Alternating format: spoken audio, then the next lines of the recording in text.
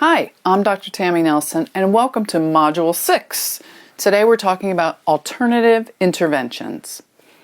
Before we begin, I want to give you a brief disclosure request to warn you that language in this presentation can be offensive if you're sensitive to certain words that traditionally we use in sexual situations or that are mostly attributed to expressions of anger. They may appear in this presentation. Please do not take offense. The use or lack of pronouns, reference to orientation or lack of inclusion or intersectionality is unintentional and not intended to offend. Questions to me or any student involved in this course after or during should be purely about the material or clinically focused, not personal or subjective or meant to call out or harm other clinicians, students, or presenters. Although your questions are always welcome. All material is sensitive in nature because we are talking about sex, and participants are asked to use self-care if feelings are activated and seek help with a therapist friend or religious leader and take space when needed. I think today's going to be very fun. So I am Dr. Tammy Nelson. I'm a sex and relationship therapist. I do train other therapists to be certified sex and couples therapists, and I'm an author of 5 books. My newest is Integrated Sex and Couples Therapy. And my other books, which you may be familiar with, What's Eating You, Getting the Sex You Want, The New Monogamy, and When You're the One Who Cheats, can be found at my website, drtammynelson.com, or anywhere books are sold, Amazon.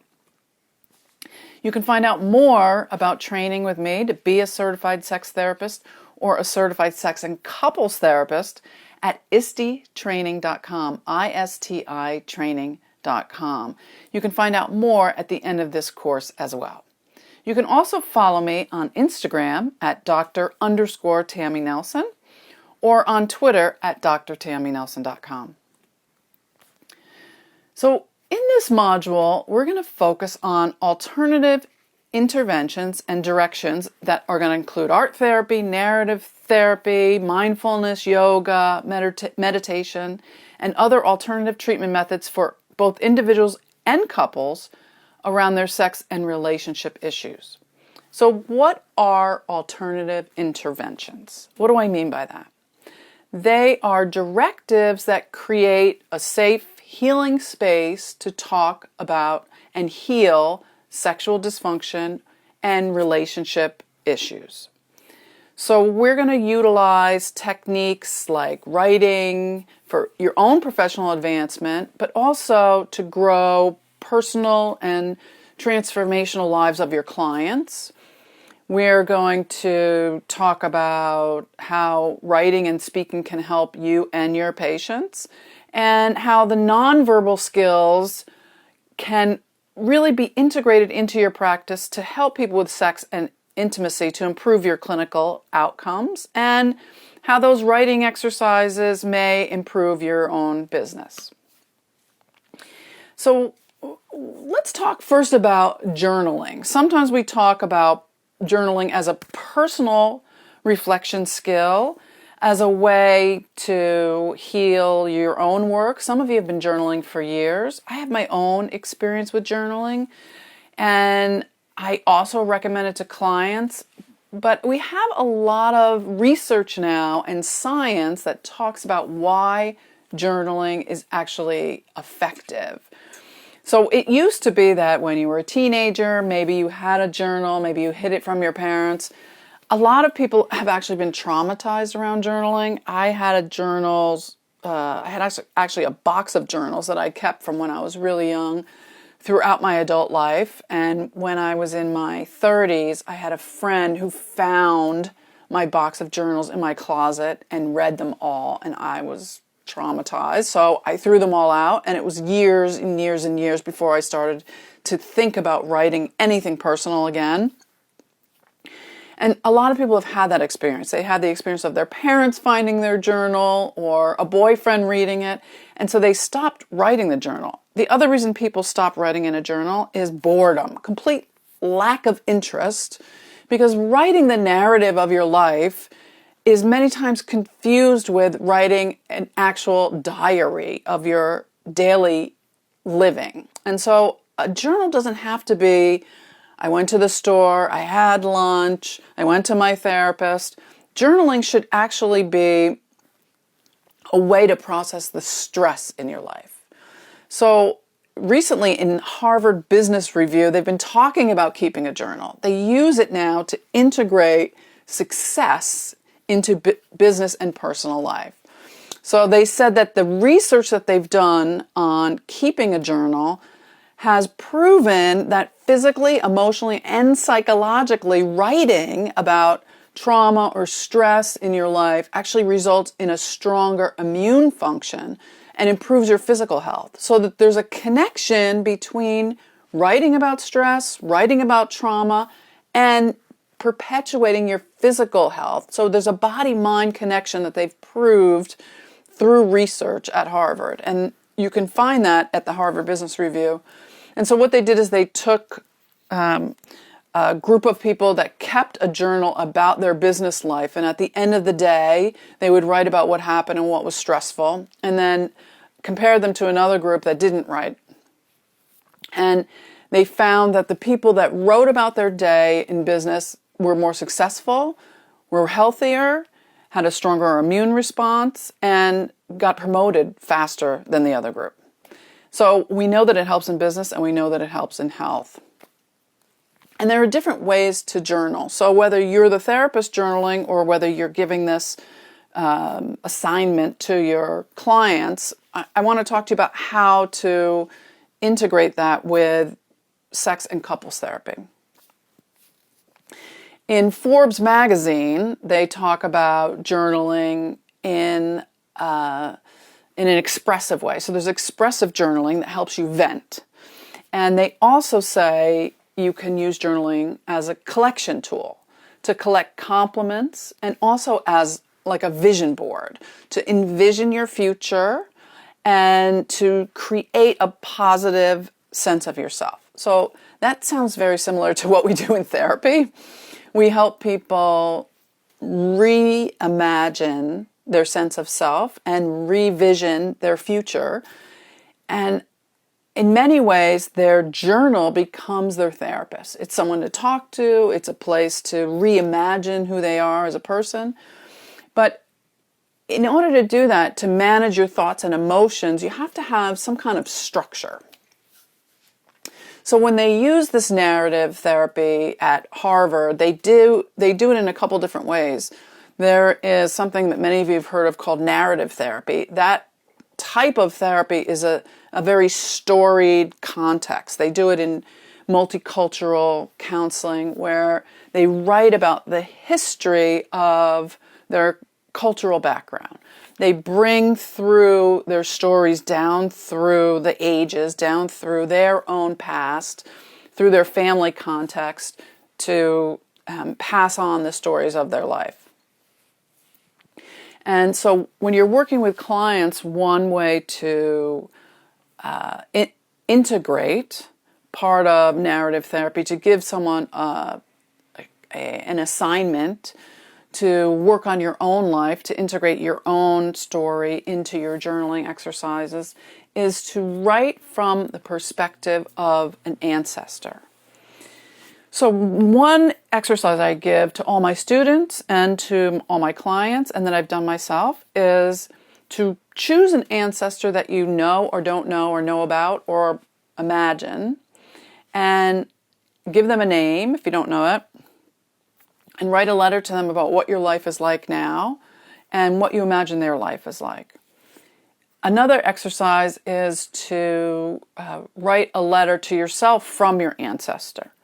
So recently I had a client who was struggling with dating, and she is 39 years old. She wants to get married. She's never had a long-term relationship. She wants to have children, and she's struggling. She's never had really a dating relationship that's lasted more than a couple of dates. And she's feeling incredibly insecure.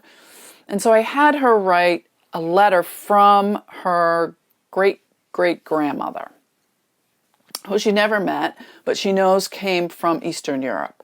And so she had her great-great-grandmother write her a letter about what her life was like as a wife and a mother. And as she began to write out the letter to herself, she was like, "Dear," I'll just say her name is Mary, "Dear Mary, I am 39 years old. I am at the end of my life. I have had 5 children. I've been working in the fields, digging all day." Like, her life was really rough as Mary imagined it. And Mary imagined her exhaustion. And what she realizes that she's really at the beginning of her life, but she has this innate panic that's sort of coming up her spine, coming up behind her all the time. This panic that she feels like is passed down through her lineage.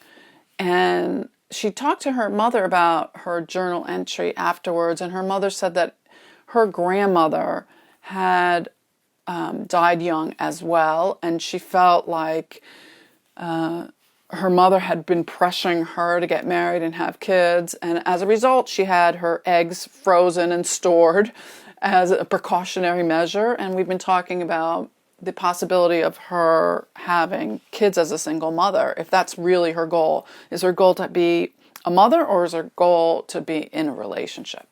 And so journaling is a tool to explore where your roots come from, where your history comes from, to begin to heal some of the narrative internally that's kind of running you around, and also to integrate some of the cultural roles that you play that you might not even be conscious of, the intercultural perspective of your family, and to heal some of the unexpressed messages that you're carrying, even at a cellular level.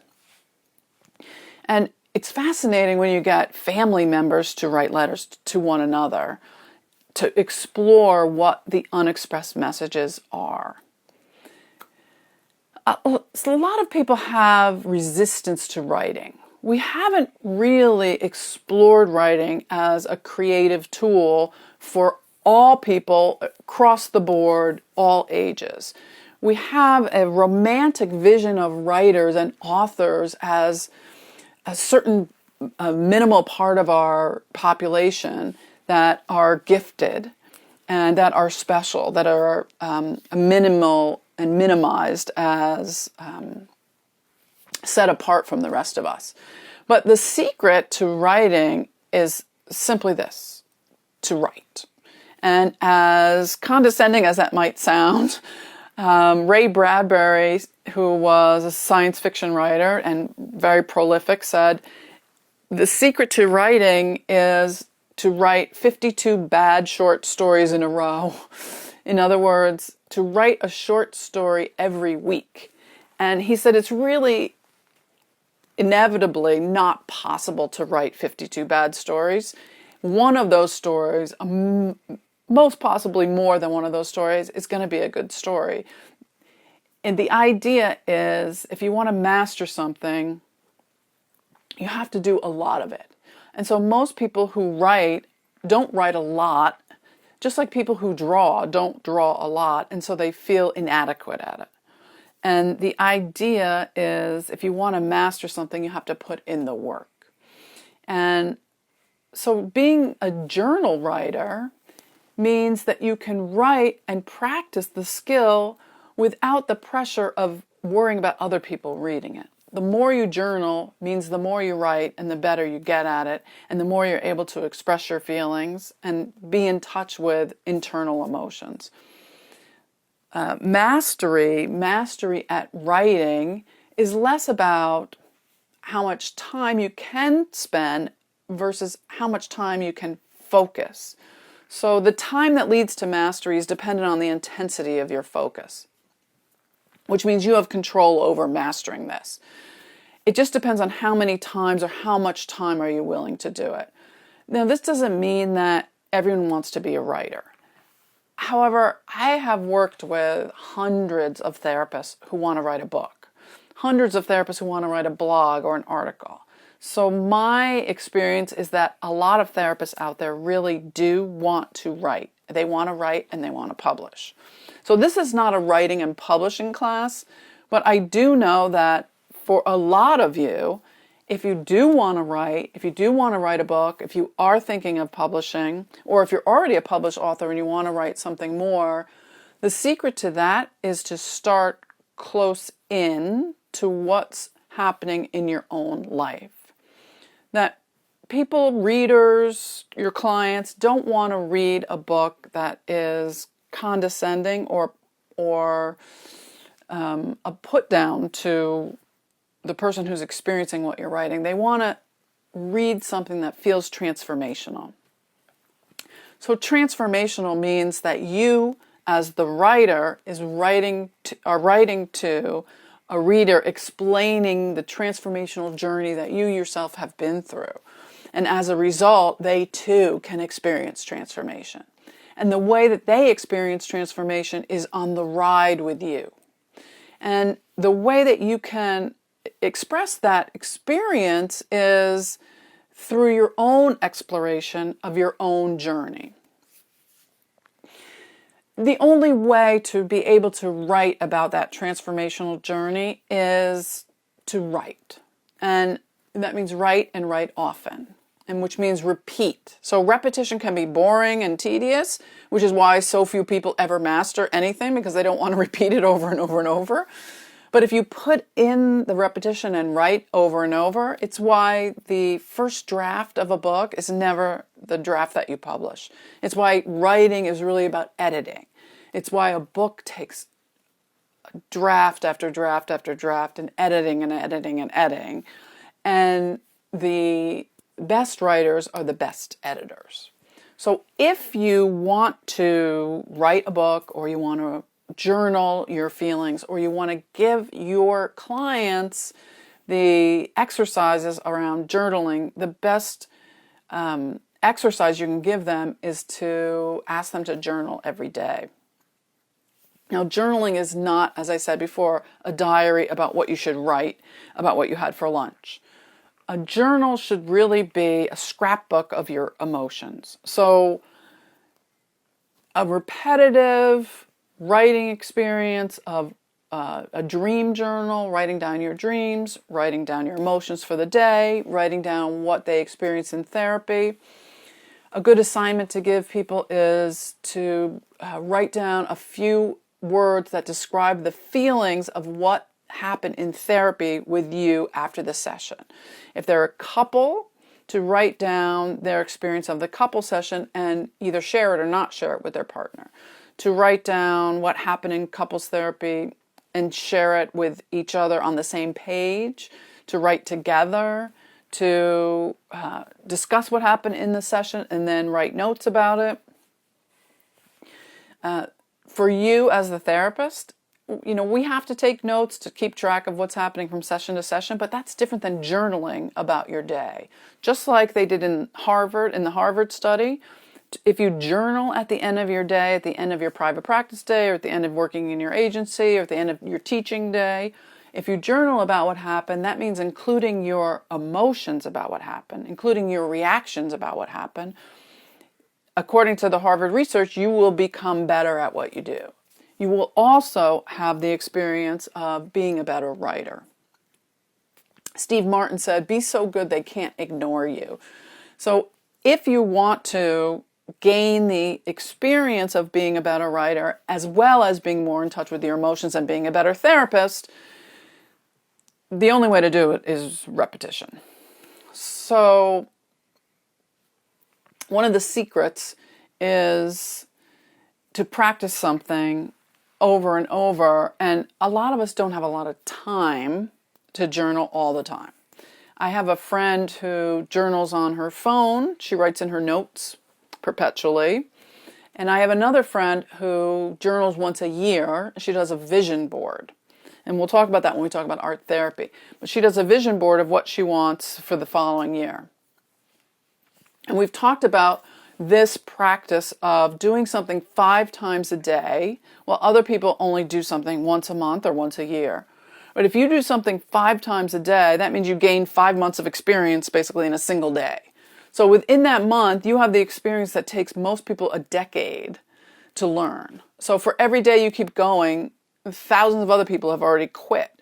those are the people that get the book published. Those are the people that experience the awareness of what they want to accomplish and how they want to do it. Those are the people that have the insight into their emotions. And those are the people that are also much better therapists because they understand their cases at a much deeper level. So taking notes is not just about being able to remember your clients' names, which I have to take notes because I can't remember anyone's names anymore.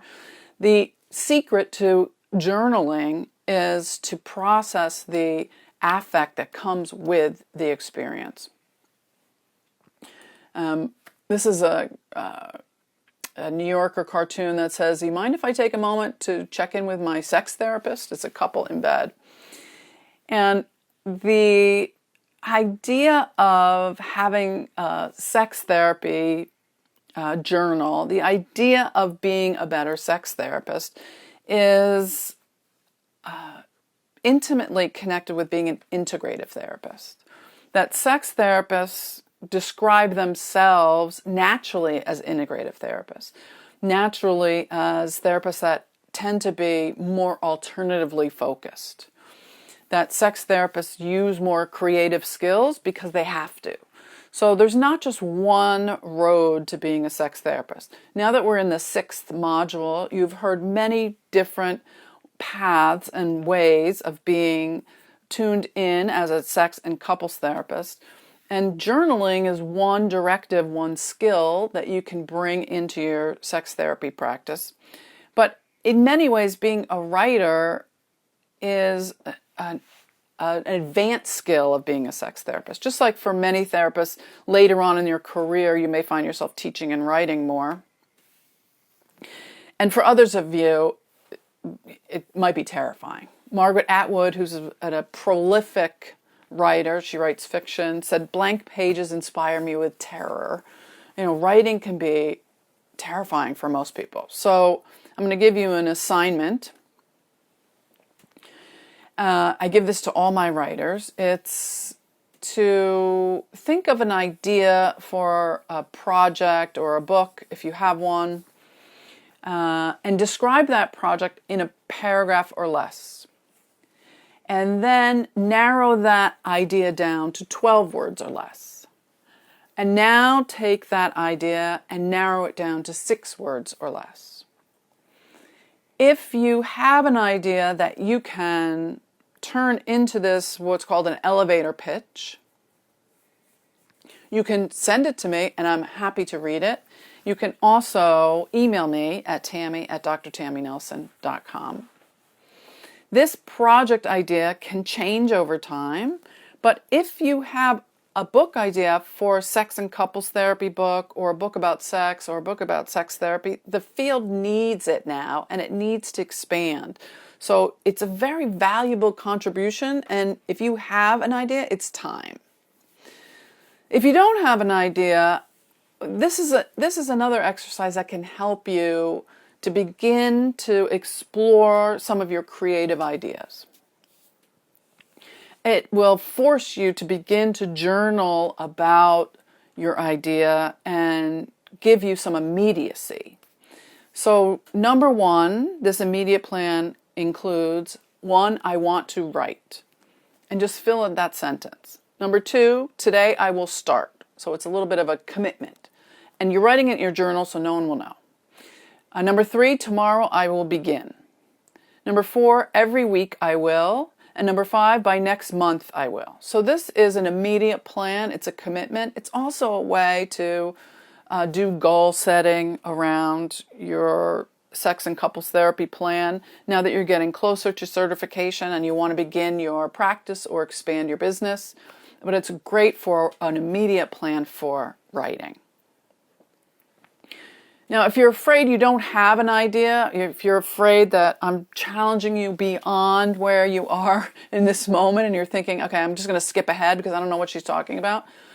Brian Eno, who's an artist and a musician, said, I often don't think that I have a single new idea in my head, but the big mistake is to just wait for inspiration to happen. It won't come looking for you. You have to start doing something. You have to build a trap to catch it.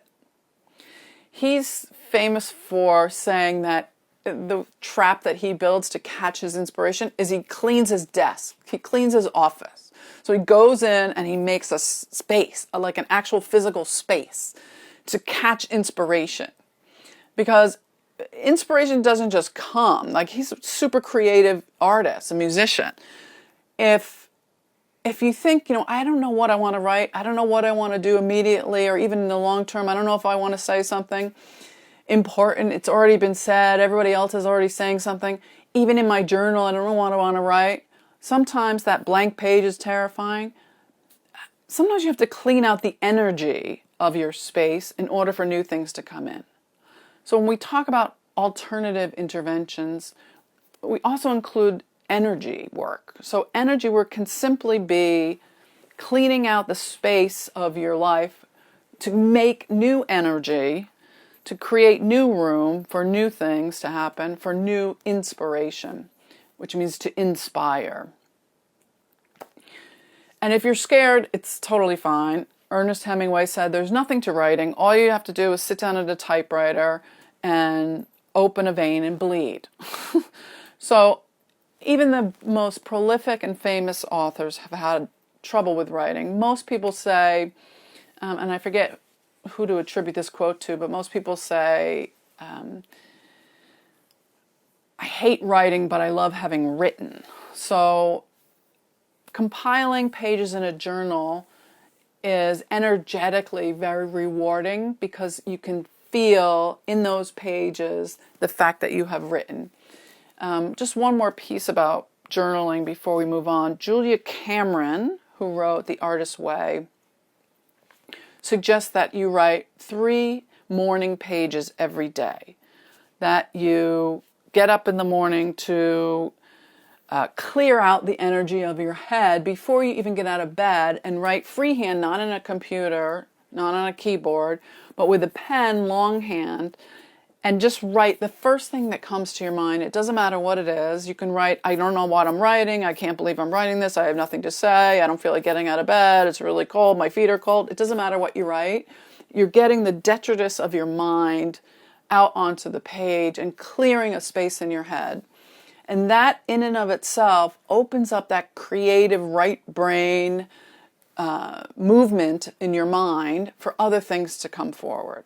And I actually did that when I was writing my first book. And it helps to get things moving in your mind, and you don't have to look at those morning pages. You can actually throw them away. Don't save them. It's not journaling, actually. It's actually a function like cleaning the space on your desk. So you can try morning pages and see how after a few weeks you have created a space in your mind to move forward with some of your own creative ideas. You can also recommend it to your clients who seem to have a lot of anxiety or a lot of rumination or a lot of sexual dysfunction in their life that seems to be caused by anxiety about performance. So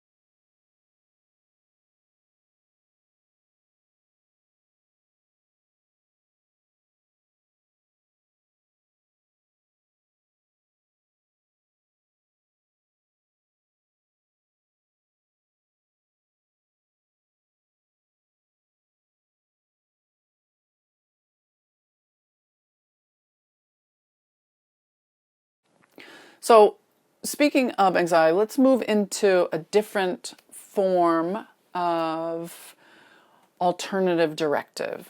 And let's talk a little bit about mindfulness. So some of you know this, and some of you are already expert in this, and it might be new to other people. Mindfulness is rooted in Buddhist meditation practice. It was first integrated into psychotherapy in the 1970s by Jon Kabat-Zinn. And MBSR, which is mindfulness-based stress reduction, is comparable, if not more successful, than other psychological interventions in treating anxiety. So there is research-based, evidence-based success around mindfulness-based stress reduction around treating different kinds of anxiety. And because of the high efficacy of mindfulness in the treatment of anxiety, we know that it can treat sexual desire issues because anxiety is common in sexual dysfunction, particularly in the sexual dysfunction that are caused by anxiety, which are erectile dysfunction, at times ejaculatory dysfunction, orgasmic dysfunction, and sometimes vaginismus, which is the clenching of the vaginal muscles that prevent intercourse. So different types of mindfulness also take practice. Similar to what we're talking about in journaling, repetitiveness, practice, intensity of focus, a vision of where you want to be compared to where you are now. And the integration of mindfulness could be in a practice of meditation, but we also have specific directives that we use to integrate mindfulness and sex and couples therapy. And there have been several experts in this field who have created particular interventions and directives that we can use with sex and couples therapy. So if you have your journal out, you can take notes. One of the best interventions, I think, for couples has been the mindfulness, sensate, focus, and somatic therapy interventions that were created and updated by Constance Avery Clark and Linda Weiner.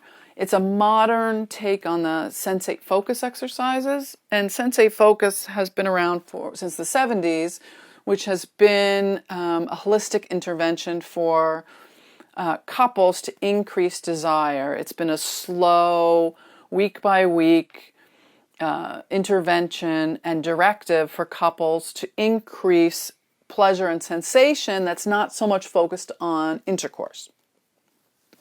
But Constance and Linda do a combination of mindfulness and somatic work, which means being in the body, and sensate focus. So they combine those three things. So the mindfulness part, the goal is to focus on the sensations of pleasure. Mindfulness means being in the moment, means being conscious and aware of what's happening in this moment.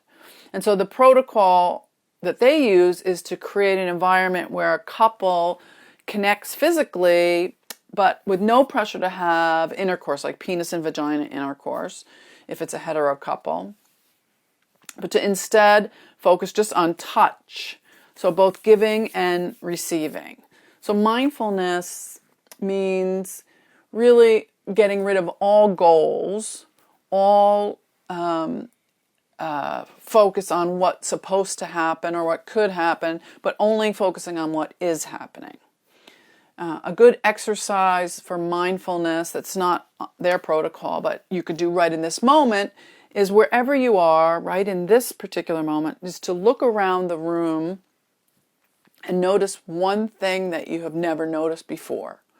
One thing that you haven't noticed even in this moment, that you've been sitting in this room that perhaps you've been sitting in for many, many years, or that maybe this room is new to you, but try to find one thing you have not noticed yet. And hopefully you've all found something. If not, you can pause the tape and take another moment. And now that you're back, that simple exercise of noticing one thing that you haven't noticed before is an exercise in mindfulness. It's an exercise in noticing and being aware of this particular moment and not being goal directed, of really pulling you into the sensation of now, of being here now. So mindfulness with a couple connecting physically on touch, both giving and receiving, means only being aware of what something feels like when you're giving and what something feels like when you're the receiver.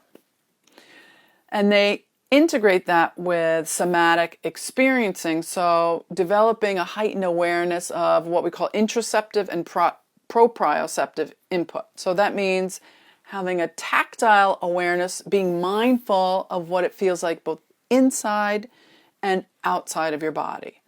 So right now on the inside, if someone's touching me, I have a sensation of little flutters in my stomach, my heart is racing, I might have thoughts inside my head. Those are interoceptive,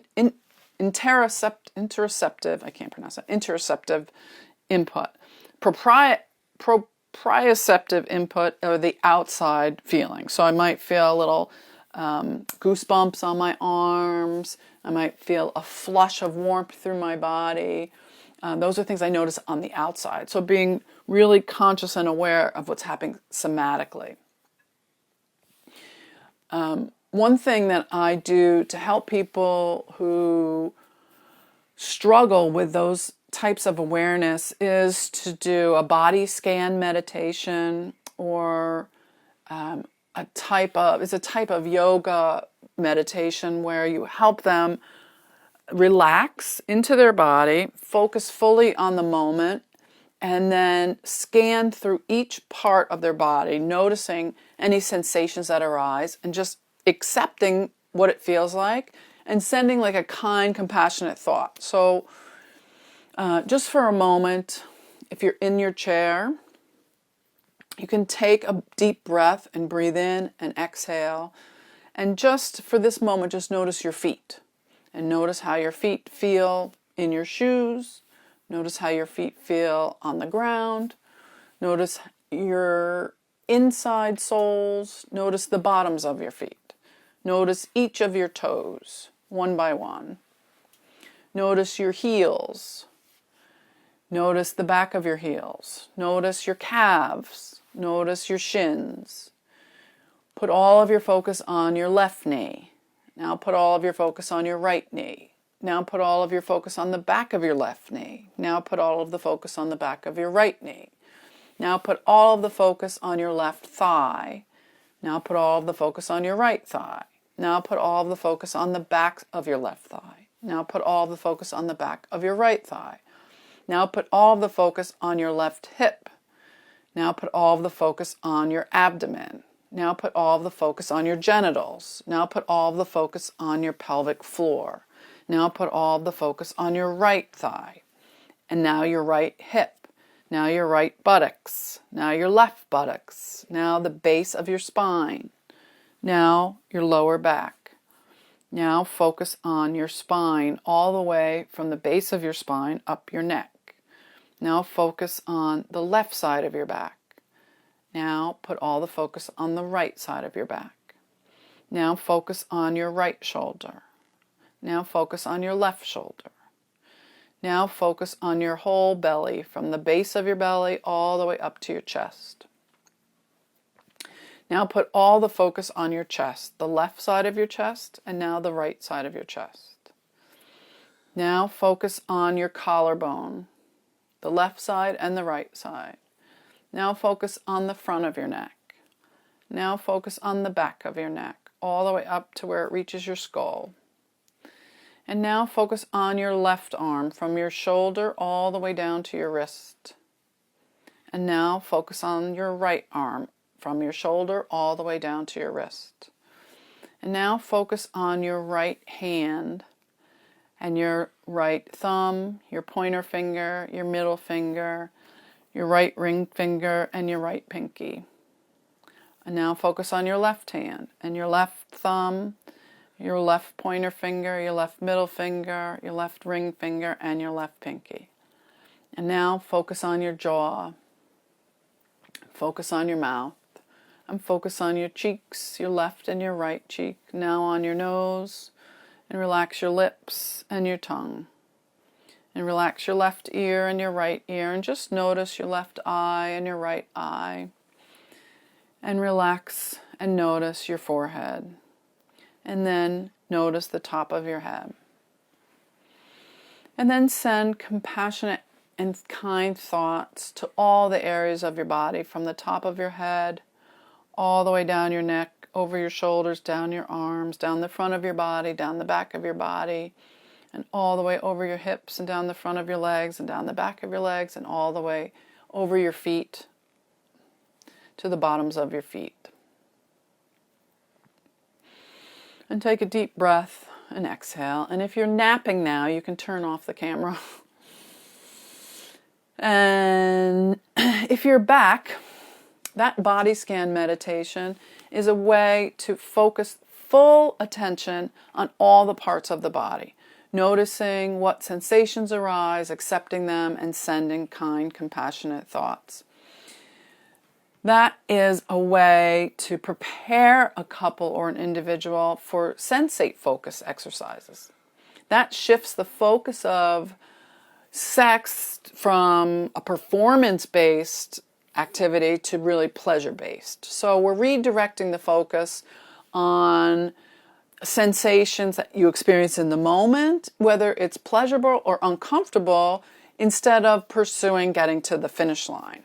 So sensate focus really is about giving someone progressive sexual assignments over a period of time so that the couple can increase their ability to tolerate and like touch, intimacy, pleasure, and to get their conscious minds out of the way and to allow for a more natural sexual response. And it also helps people reactivate and re-stimulate their feelings, and because it reduces the pressure and the expectations when there's no performance anxiety. And so it provides an opportunity to reactivate feeling close and intimate. For a lot of couples, that meaning of sexual interest or arousal and intimacy is mixed up with a lot of stress and expectation. So we need to take away the expectation of having to get somewhere, having to perform, having to get to the finish line, having to have an orgasm, or having to initiate. It takes away that pressure, and couples can remember why they want to touch each other in the first place. So the three aspects of that exercise is helpful for a lot of couples. If a couple hasn't had sex for a long time, if we're talking about a sexless couple or a non-sexual couple or a couple that's been really shut down erotically, I give a very specific 6-week erotic recovery protocol. And I'm going to bring you through that erotic recovery protocol so that you can have the language to give people the assignment of that 6 weeks. So I'm going to read you the language that I give people so that you can give that assignment to them, as well as explaining to them how to explain it to one another.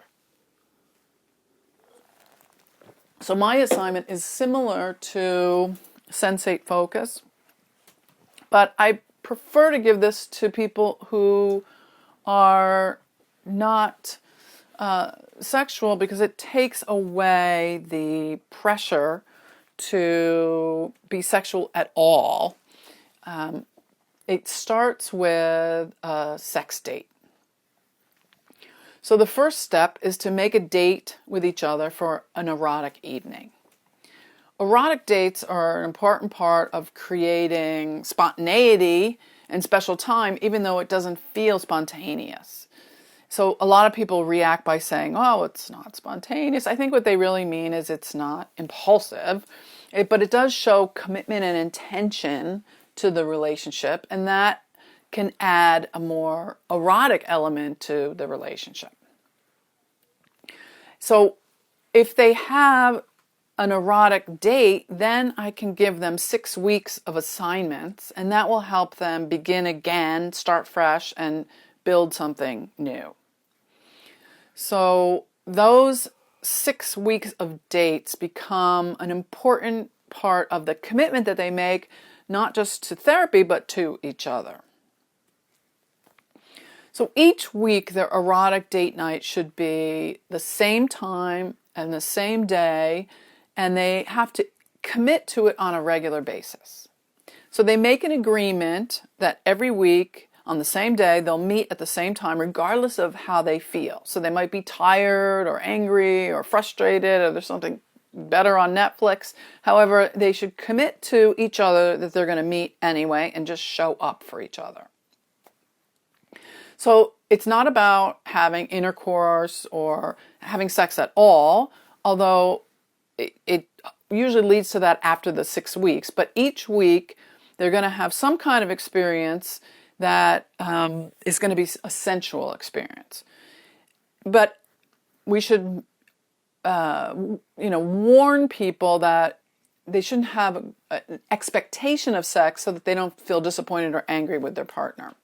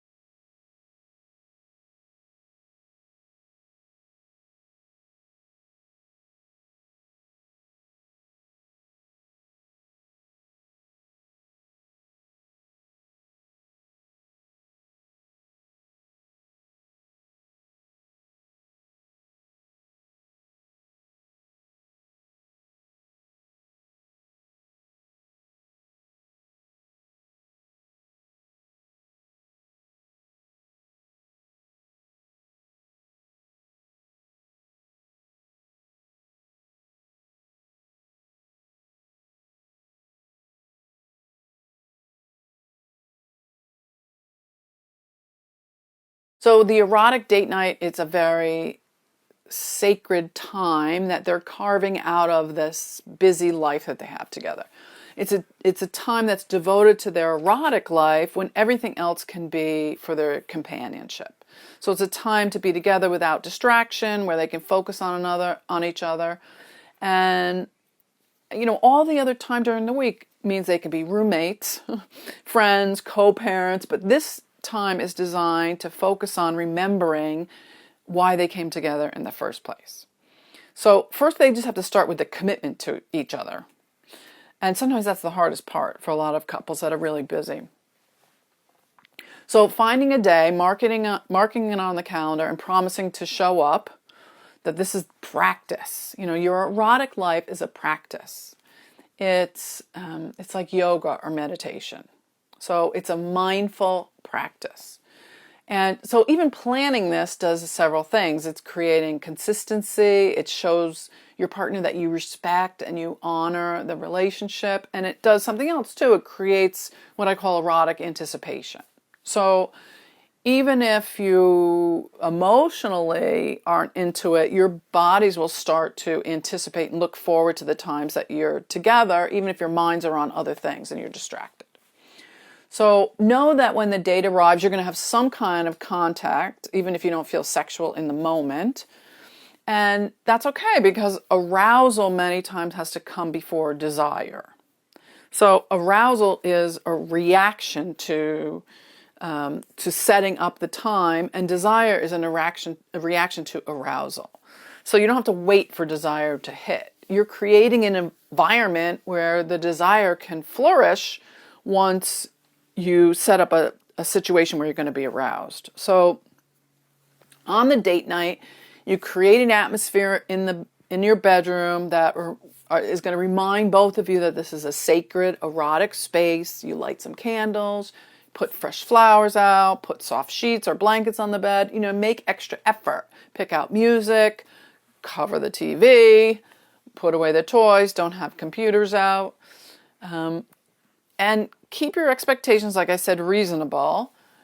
If it doesn't live up to your expectations, it's still success if you both show up for each other.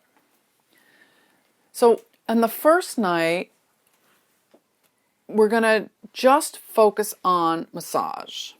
So the first night, you're going to be either the receiver or the sender, and you're going to give your partner a massage. So there can be really no wrong way to do this.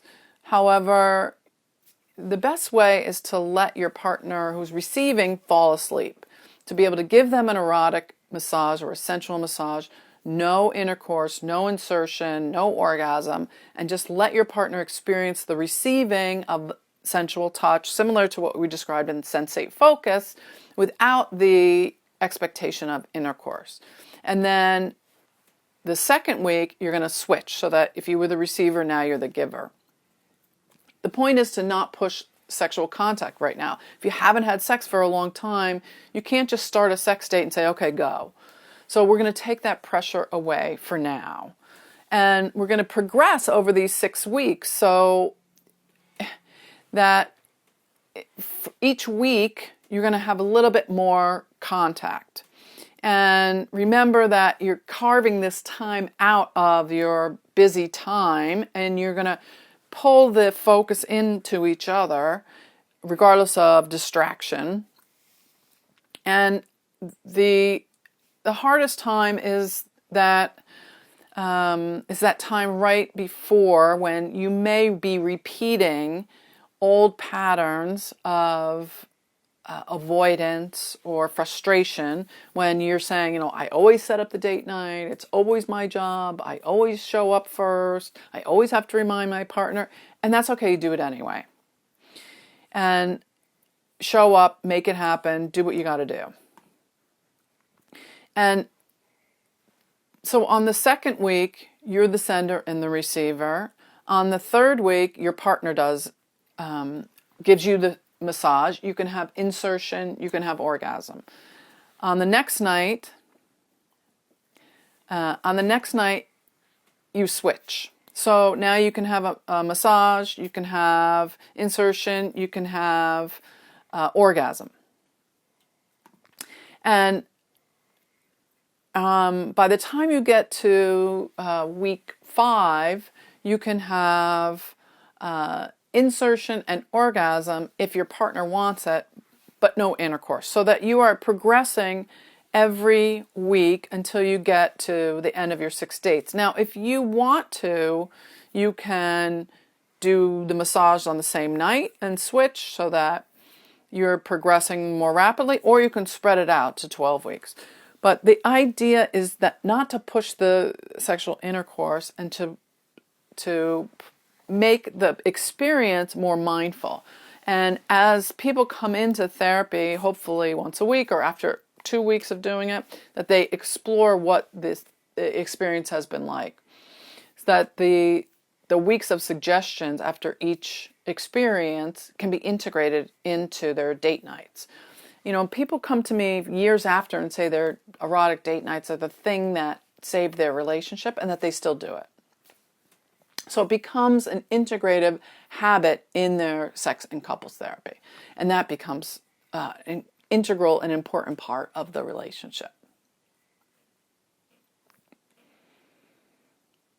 So before we move on to the next section, you might want to take a moment, take out your journal, and write some notes.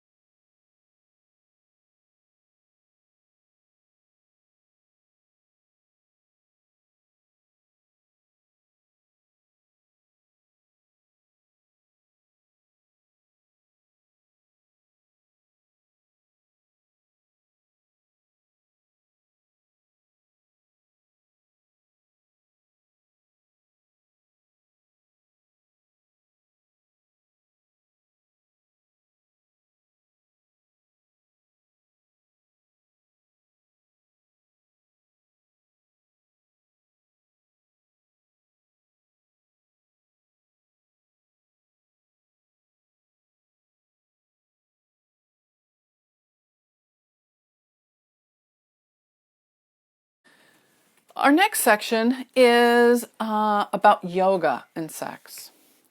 Yoga and sex is an alternative directive that for the past few years is relatively new and relatively unresearched. However, we do know that there are directives. Amy Weintraub does yoga and depression. We know that there's research around yoga for couples, and yoga has been around for thousands of years. We have tantric yoga, which is focused on energy and sex, and sexual yoga is something that people do to increase their connection and erotic energy.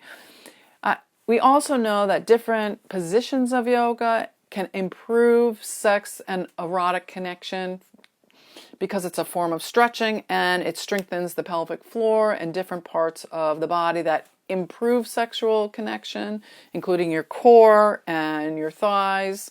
So there's certain exercises that particularly enhance intercourse, whether you're gay or straight or bisexual. The idea of yoga and sex is yoga is a moving meditation. So it increases mindfulness and brings one into the moment, at the same time increases your capacity for breath and allows you to meditate in a moving way instead of having to sit and focus on nothing, which is very hard for Westerners. The other benefit is it increases your capacity for self-healing, improves your immune system, and helps with balance. And balance is the number one thing they say improves your capacity for extending your life. So we know that yoga and aging is really helpful. We know that sex and aging now is a burgeoning field, that the number one age group for people with STIs right now is people in their 80s. So we know that sex and aging is a popular field, and if you're working with people who are older, you can't ignore their sexuality, and you can't ignore the issues that come up around sexuality and aging, and that it is a question that we have to ask people regardless of their age. This is just a cartoon. that's a swear word. It's the Tin Man. He's in yoga and he says, "This is bullshit," because he can't bend. So being in a yoga class weekly keeps your joints well oiled and keeps you flexible. And flexibility is important for sexuality. We're not going to spend a lot of time on this because we have whole courses on yoga and sex, but there are articles I can send you if you're interested, if you write to me.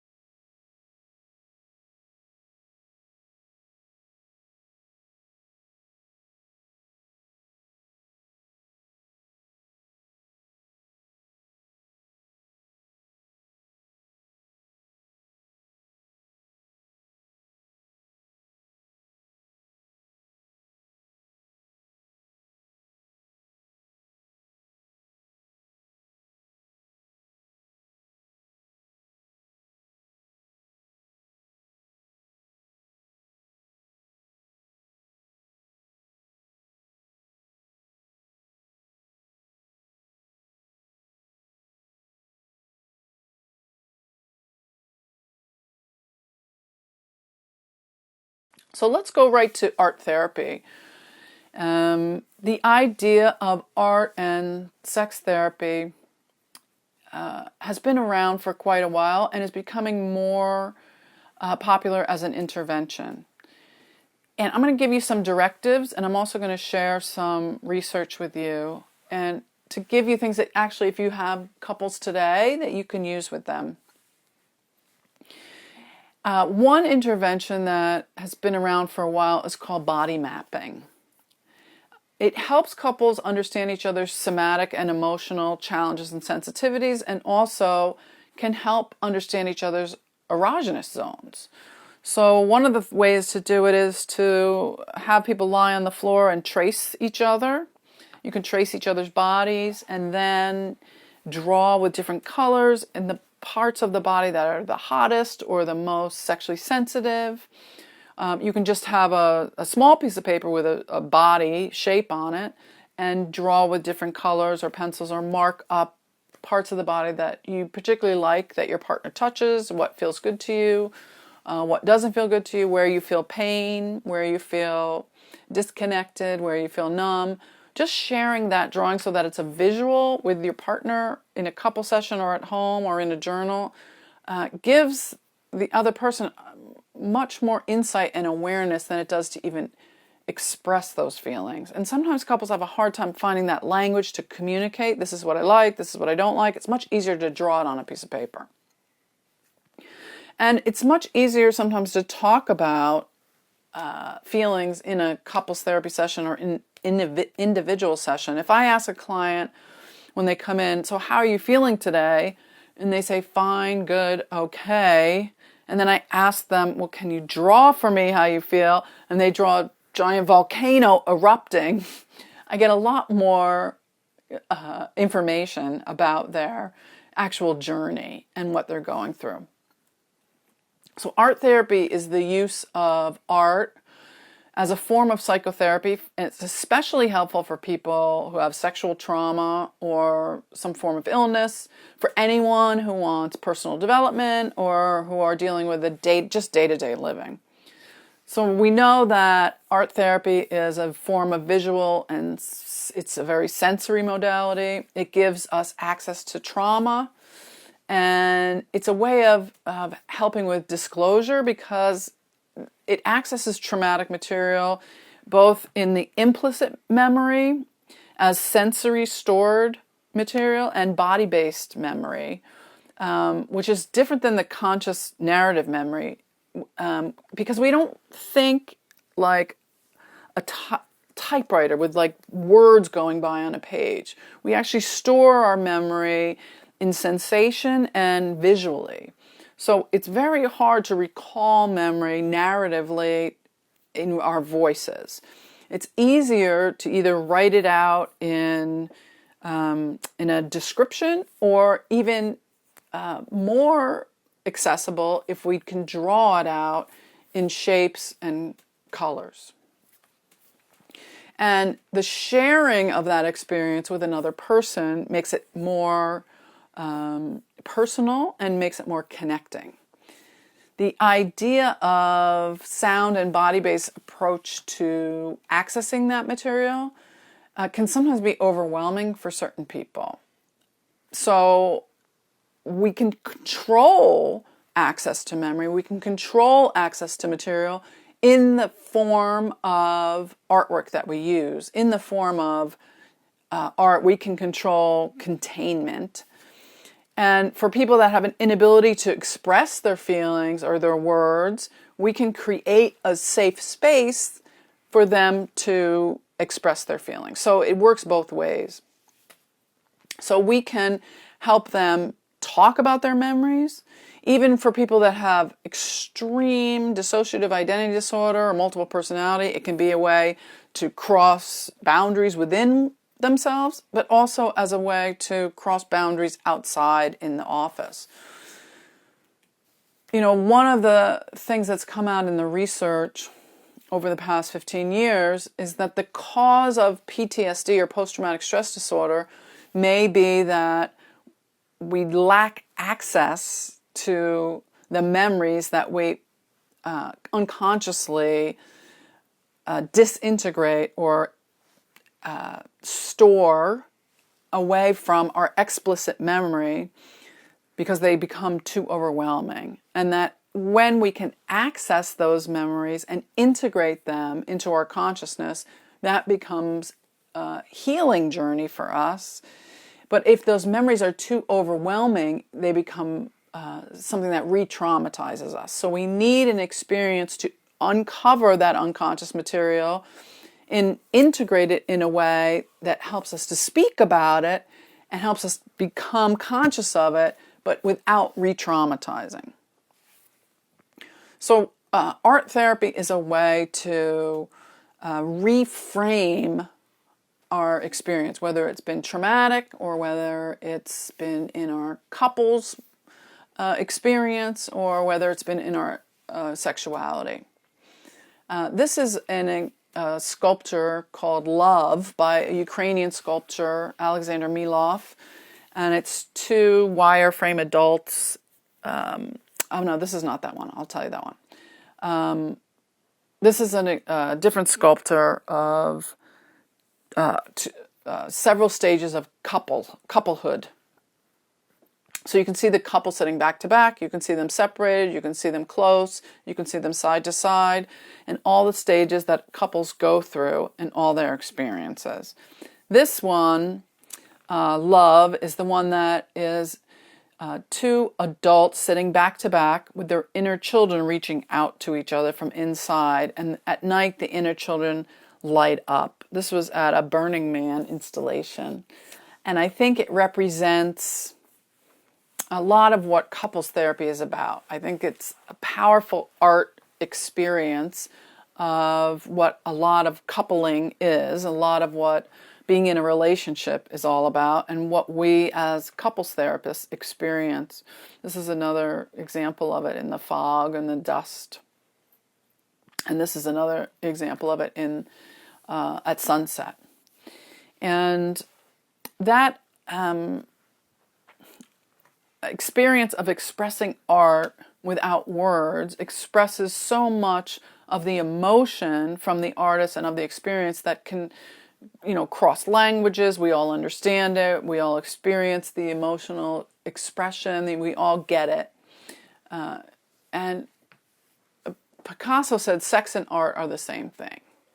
Part of what he meant is that eros, what I talked about in the very beginning of this course, is the root of the word erotic, but it also means our creative life force. And that creative life force and eros are so intertwined that expressing our sexuality in a creative way can help us to heal from sexual dysfunction, particularly through art, in a way that verbal expression never can.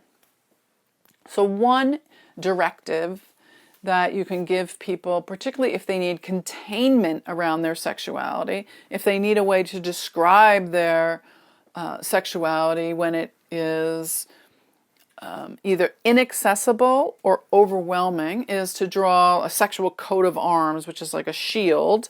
And a shield has many what am I trying to say? A shield has many descriptions for people. It means many things. It has many meanings. And so drawing a sexual coat of arms would mean drawing a shield with 4 different areas. And they could depict like what their values are around sex, the traits of sexuality in their life, concerns about sex, what they like about sex in different areas on that shield, and then talk about how this expresses their sexuality. The reason that this really works really well is because it is a sign of defense. So a shield is something that defends you, and at the same time they're expressing something that is super personal and is exposing their sexuality. And so it helps people to feel safe to draw something on a piece of paper. So now they're talking about what's on the paper and not necessarily about their own sexuality. They can talk about their drawing. And it helps, particularly in couples therapy or even in group therapy, to talk about the object instead of their feelings. So it feels like you're one stage removed, and yet you're also expressing something that's super personal. This is just a cartoon with some famous imagery from artwork, and it says he overreacts to everything. And it's a good representation of art therapy. I developed an art therapy intervention years ago. I actually have a master's degree in art therapy from the early 90s, and I created this treatment plan for people that have experienced sexual trauma. And it's called the active treatment plan. It uses art, movement, mindfulness, and writing to treat sexuality and relationship dysfunction. And you can use it with couples and individuals. So I'm going to give you these 6 directive interventions in this treatment plan, and you can apply this to your individuals and to your couples. And if you need more information on that, you can email me. So A stands for autobiographical. So first you draw an autobiographical timeline of a trauma, something that's happened to you. So it allows clients to place traumatic events in the past, differentiating them from the here and now. So in other words, you draw a line that represents your life, and you put a trauma or some kind of sexual experience on that timeline that determines when it happened and how that applies to who you are now. So if someone had a sexual experience that is interfering with their relationship now, I would have them draw from birth to current. Say they're married now and they're having trouble with their partner and having some sexual dysfunction. Any sexual experience that they remember that was traumatizing, I would have them pinpoint the age and the year and the issue that they had and putting it on the timeline. And that way we can look and see where they were, how it affected them from then until now. And it gives them not only differentiation, but it gives them a history, their own history, and shows the resilience of how they've survived since then, what they've used to work through some of those issues, and what their strengths are. Not only their challenges, what their strengths are. And then we have different symbols. We begin to draw different symbols. So they draw a symbol of that activating event, and a symbol for what's happening now and the dysfunction, and then different symbols in their life for major life events. And now we have an internal symbology for their strengths and challenges. And then they get to see visually how much strength they actually have in their life and how resilient they actually have been and how they've pivoted at different points in their life to survive, which is incredibly important to see that your life as a whole and how successful you have been, so that that event does not define you. The C in active is for containment. Different directives in art can be incredibly important for someone who needs their emotions or affect or behaviors contained, particularly if there's been trauma or sexuality or sexual dysfunction or sexual issues in a relationship that feel out of control sexual behaviors, sex addiction, compulsive behaviors, compulsive repetitive behaviors. One example is to draw a mandala. A mandala is a round circle, and to start in the middle and fill it up. Carl Jung used journaling and mandalas when he was separating from Sigmund Freud, and he would draw a mandala every day in his journal. And he discovered that when he looked back at that time in his life, he could see the symbology and the meaning in his, not only in his dream world, but in his interior life. And he could see the progression of where he was splitting off from Freud when he was starting to form his own opinions about collective unconscious, and he was differentiating from Freud, who was his mentor and a parent figure and an authority figure. And he was able to reflect and heal himself through those mandala symbols and through his artwork and his journaling. So mandalas are a way to control and contain emotion, but also to give you a sense of the self. The circle is a symbol for the self. So mandalas are a great way when you need containment to draw your emotional state. And even if you don't give the directive to draw your emotional state, giving someone a circle to contain the emotion and give the directive, start in the middle and fill it out, is a very healing experience. Most people stay within the circle, even if they draw outside of the circle. That in and of itself is a discussion to have in the session. Doing collage, or some people I would give them a box, like a cigar box, and have them collage the inside and the outside to describe how they felt inside and outside. And because of the nature of a box is the inside is hidden, we can have a discussion about what they're hiding or what they're keeping inside versus what's on the outside, which is actually very diagnostic when we talk about sexual issues. T is for treatment. So art can be used to intervene, particularly when there's a lot of depression, suicidality, anxiety. And that's when we can use art and journaling, morning pages, which I talked about, poetry, reading your poetry out loud, which is called poetry slams, doing things that are more physical, crushing up paper, using watercolors, finger paints, messy things, body tracing, other interventions that are somatic in benefit. Integration, I is for integration. So art is used for remembering those parts of the self that are split off. Describing things like, what does sex mean in the mind, body, and spirit, which we've done in past modules. What are the emotions around sex in past, present, and futures? What are the stories we make up about sex? What does it mean about our partners? What are our ancestors' stories? So I talked about journaling to our ancestors or having our ancestors journal to us. What do our parents think about sex? How has that affected us? So those layers can be integrated into artwork and into memory work, collaging or drawing or integrating into our journal. That journal that I talked about, that's more of a scrapbook, beginning to integrate into the journal drawings or collage work or poetry, so that your journal becomes more a healing journal than just a description of what you had for lunch.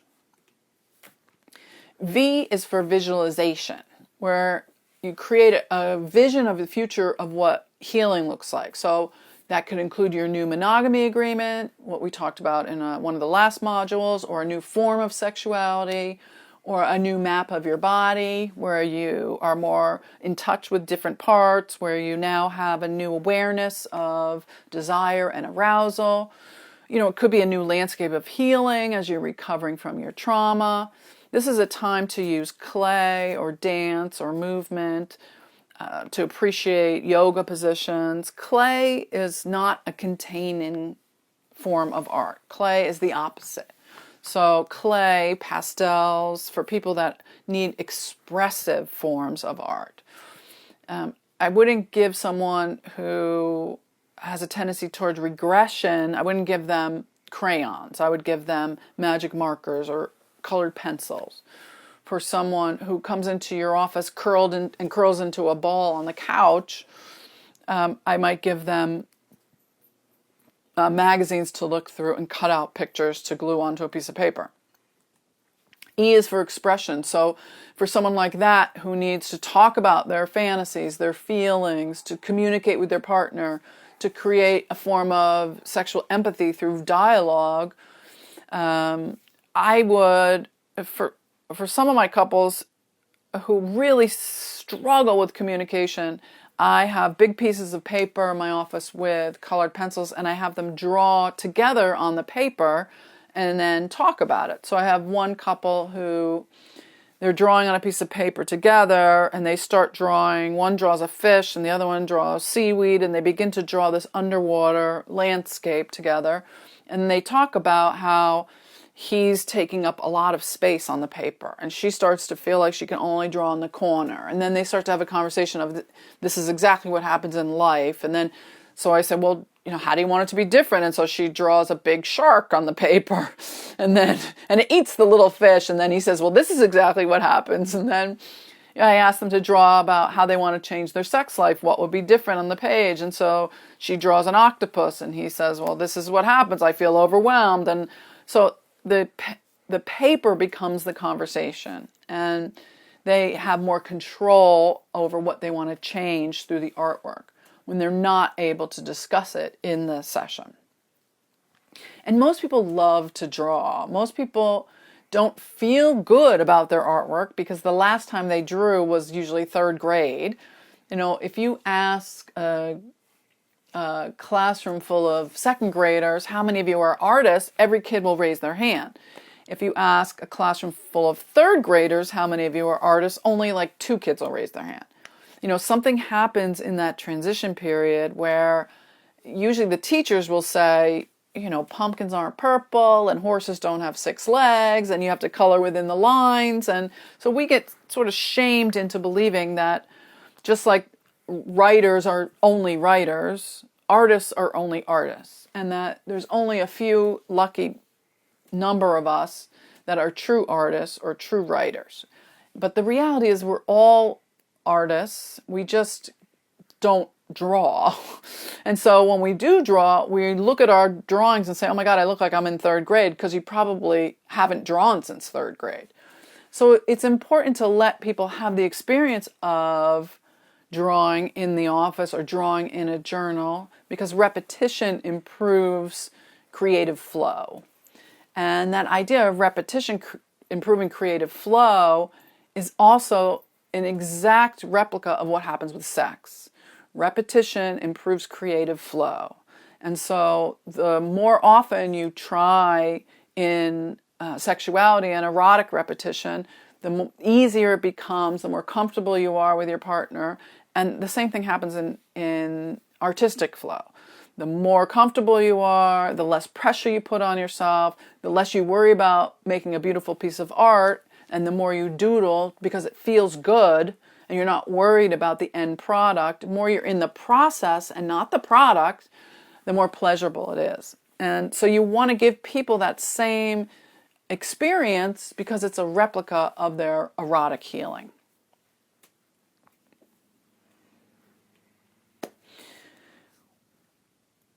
One other intervention that is used in treating sexual trauma is called check and change. And this is not my intervention, but I'll explain it to you because it's used in trauma and drawing, either with adults or children. So it means the check art therapy protocol, it gives you a bunch of directives. So you draw an autobiographical trauma timeline similar to the one I described, and then you talk about the trauma. So you narrate it, you write something about it, or you talk about it. And then you change what happens in the drawing. You actually change the drawing. And then you draw something about yourself that makes you feel strong about the drawing. And then you create an optimistic future in the drawing. So a lot of times we do this with kids who've been through trauma. In other words, I'll give you an example. They did it with kids who had been through 9/11, who had experienced being in the city, downtown, and who had survived but had experienced the trauma. And they asked them, if you were to paint or draw what happened or something you're comfortable representing, what would it look like? So this exposes the traumatic events. And then they create a title of the art piece and they write something about it. They write a narrative. And just doing that helps integrate the emotional and cognitive part of the experience, and it reduces the cognitive distortion. So what you could do with a couple or an individual, say, who's having erectile dysfunction, you can't understand where it's coming from, there's no particular cause, there's no pharmacological issue, there's no medical issue, there's no root history. You could say, you know, if you were to draw or paint some aspect that you feel comfortable representing this, what would it look like? And then create a title of that piece and write something that describes it. So just doing that helps integrate and cognitively process what's happening, and it reduces a big story around it. So it reduces a lot of the fears and the insecurities around it. And then the kids are asked in those 9/11 drawings, if you could change or keep one aspect of the drawing, which would you choose and what would it look like? So some of the kids, what they did is they didn't change what actually happened. This is the fascinating part. They didn't change what happened that the buildings came down. What they did is they changed like who was with them, or like where they went afterwards, or what they were wearing. Like some of the kids changed, like they had different jackets on. They just wanted some control over the outcome. So the person might change something surprising in the drawing, and you could talk to them about what that aspect represents for them. And then you title the different pieces of art, noticing the difference between the two images. So the kids who had the drawings of the buildings that are collapsing, but they had one jacket on, and they have a different jacket on the different drawing, had two different titles and two different narratives, and then you describe the images. And you discover that the kid who had a different jacket in the second drawing, that jacket represented the jacket that his grandmother gave him at Christmas time and made him feel safe and happy.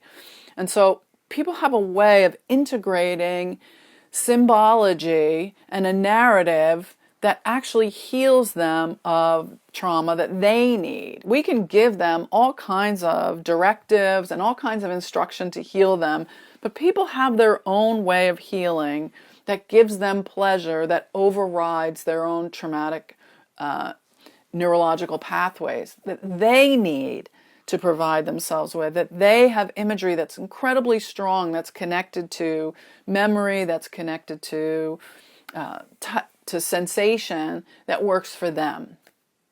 And so now we have those symbols that we can bring back through their narrative into the future that can help them heal. So it helps them to increase that internal sense of control and emotional awareness of who they are and what they need. And it gives them, it shifts that locus of control to them back to themselves. So they feel like they have control over what's happening and what could happen. And it promotes that resiliency. And then you point out what their strengths are. So can you draw your strengths? What is the secret to your resiliency? How did you survive? How do you survive going forward? How are you, what's your strength in your relationship? And then draw an image of what your future would look like, an optimistic future. For a lot of the kids that were drawing pictures of 9/11, they drew sunshine, they drew happy days with their families.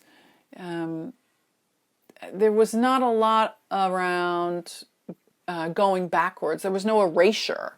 And that's an important part too, that it's not about erasure that heals from trauma, it's integration. It's integrating the experience with certain feelings of control and resilience.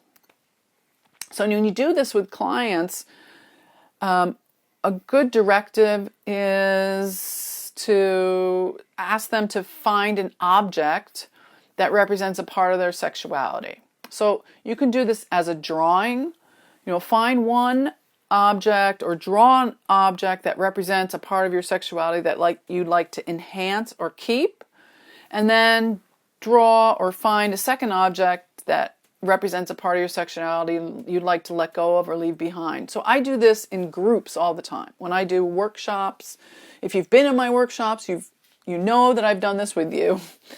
To find an object that represents your sexuality, and then find an object that you want to let go of and leave behind. So an example is someone brought in a leaf, someone brought in a feather, someone brought in a flower, and people then have to describe how that represents their sexuality.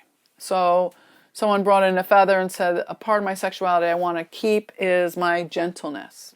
I like how gentle I am with myself and with my partner. And the part I want to leave behind is this bug on a leaf. I want to leave behind my own feeling of disgust around my sexual past. And that is something I want to leave behind. So anything that represents your own internal symbology, your own internal representation of your sexuality and your sexual healing, of you and your partner and your sexual healing, that is the key to moving forward in your work as a sex and couples therapist, because it's the internal experience of the client that gives you your clues and your information about how to help people heal.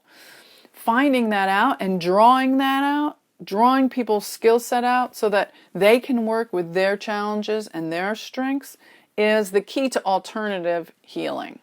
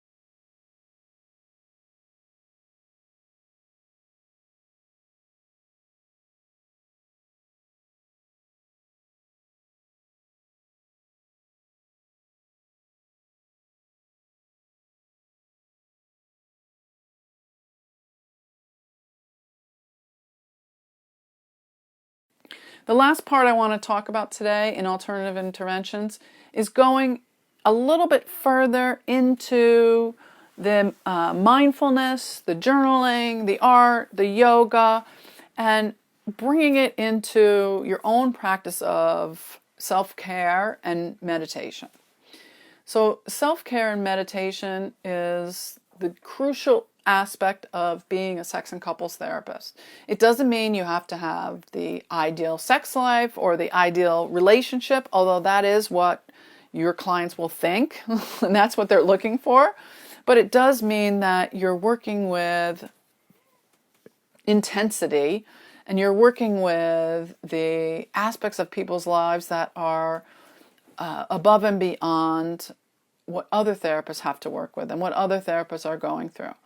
So know and honor that your healing is one of the most important pieces. I will include 3 meditations with this course that you can use. 1 is for couples and 2 are for individuals, so you can practice that yourself. But I want to leave you with a meditation that I'm going to do right now. So if you're driving, please either shut this off or pull over.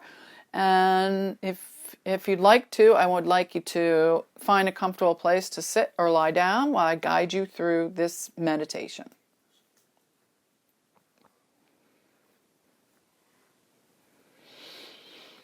So this is a meditation for clinicians and therapists and healers. So find a comfortable place to sit or lie down. And take a deep breath. Breathe in and exhale. And wherever you're sitting or lying down, just let your body settle.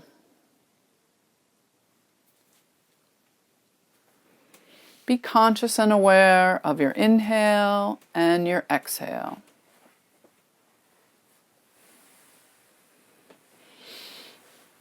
Inhale and let your belly fill with air, and exhale.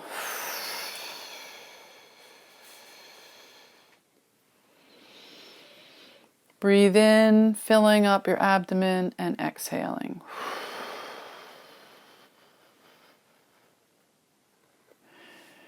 Make sure that you're relaxed. You can shift around. Doesn't matter if you move.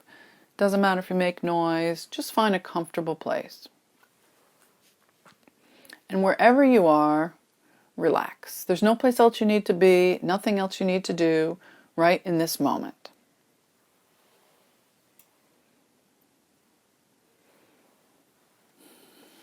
And let your body sink into the floor or the chair. Feel your feet relax. The soles of your feet relax. Feel your toes, each toe, your big toe, your second toe, your third, your fourth, and your pinky toe. Relax. Feel the soles of your feet relax, and the tops of your feet relax. And let them sink into the ground or the chair. Let your ankles relax. And let your whole foot relax. And imagine the bottoms of your feet are like trap doors, and they open, letting all the energy of your feet run out and down into the earth. And relax your calves and your shins. And relax your knees, the front and the backs of your knees. And relax the front and the backs of your thighs. And relax your hips, your hip joints, your pelvis, your lower abdomen, your lower back. We store a lot of tension in our hips and our lower back. There's nothing else you need to do, nowhere you need to go, so you can let them rest. And as you breathe in, fill up your belly with air like a balloon, and as you exhale, let it deflate.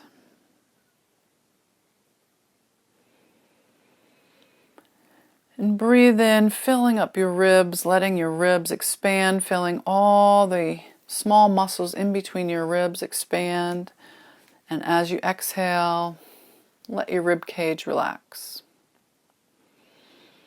And feel all of your organs inside of your upper body and your lower body relax and settle in. And as you inhale, let your whole heart space expand, and as you exhale, let it relax.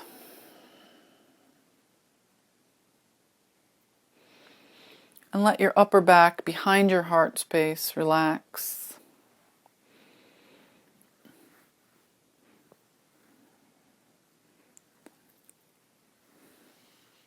Let your shoulder blades slide down, your back resting.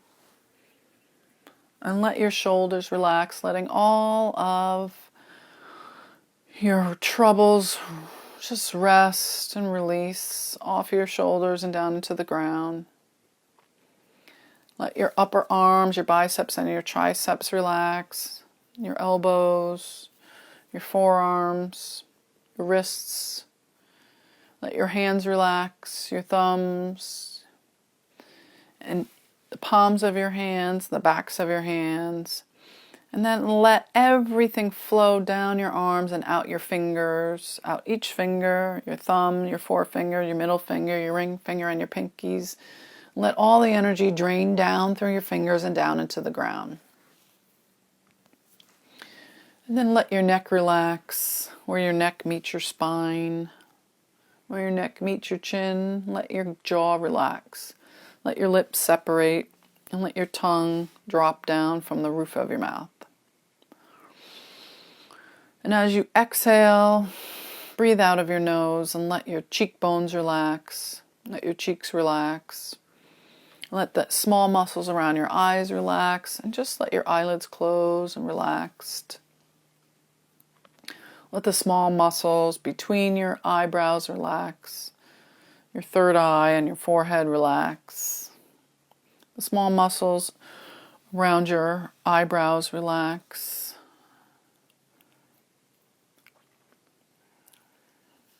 Let the top of your head relax all the way down around your ears and the back of your skull.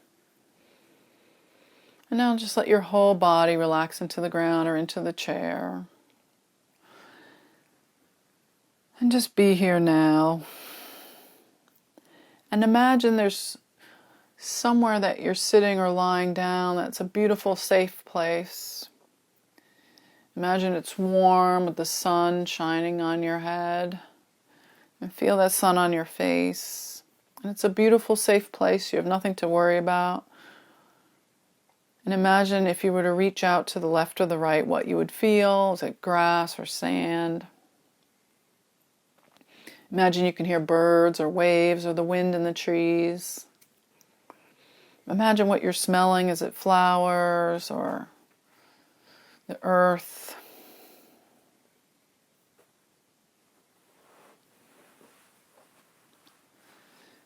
And imagine as the sounds and the smells and the feel of the grass or the trees around you, that in the distance you can hear soft footsteps on the earth, and you sit up in that warm space and look into the distance as someone approaches.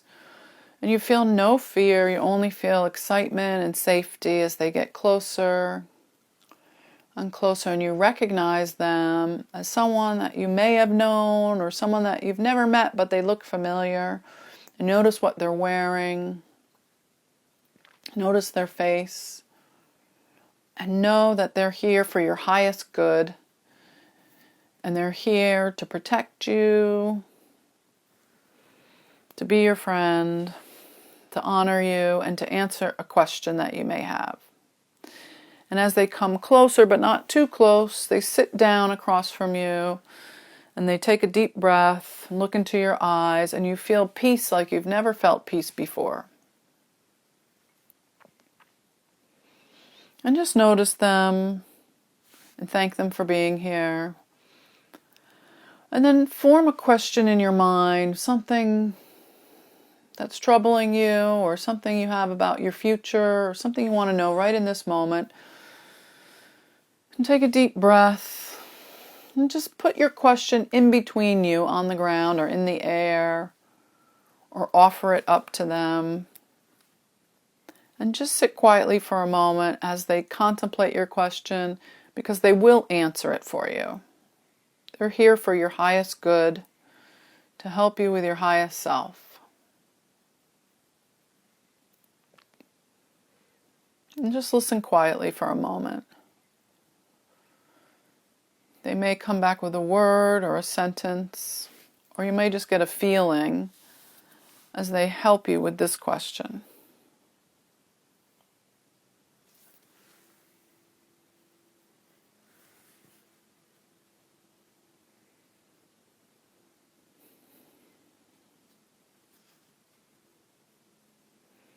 Take a deep breath.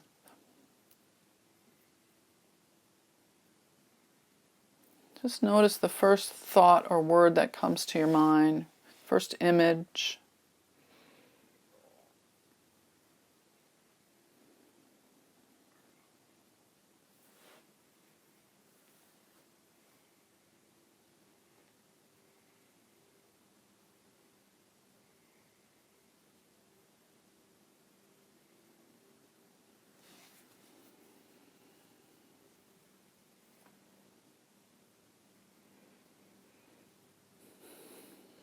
And without judgment, without wondering if this is the right word or message, just take it for what it is. Put it in your heart or in your pocket. If you haven't gotten something, know that you will later. Could be in a dream or on a billboard on the way home. And thank your guide, your higher spirit or your higher self. Thank them, thank your friend. Just notice as they nod and thank you. And as they stand up and walk away, notice as they get smaller and walk into the distance. They get further and further away. And all you feel is grateful and a profound sense of appreciation.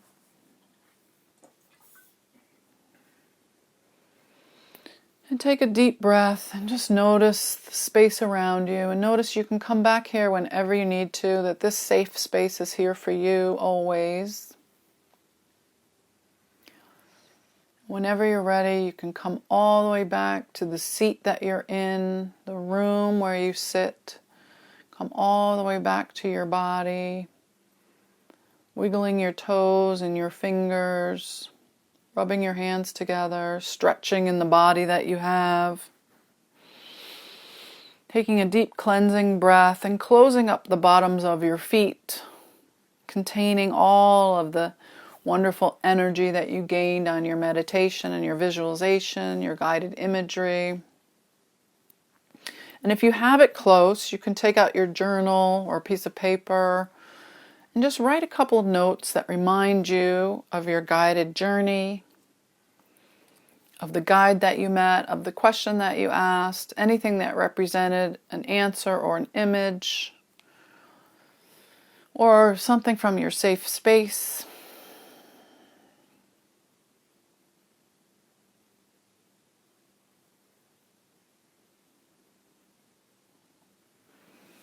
And know that you can come back to this guided imagery, this meditation, anytime that you feel you need answers to a question, or you just need a quiet space to meditate and take some time for yourself.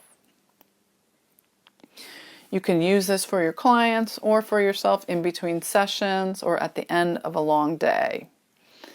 And that taking care of yourself as a clinician and as a healer is the greatest gift that you can give to others. And as we come to the end of this module in our 6-module course, know that alternative interventions are one of the most important directives that you can use in using sex and couples therapy as an integrative therapist. You can contact me at tammy@drtammynelson.com. You can also go to istitraining.com, ISTI training.com. That's the integrative Sex Therapy Institute. And I look forward to seeing all of you there. Thanks so much.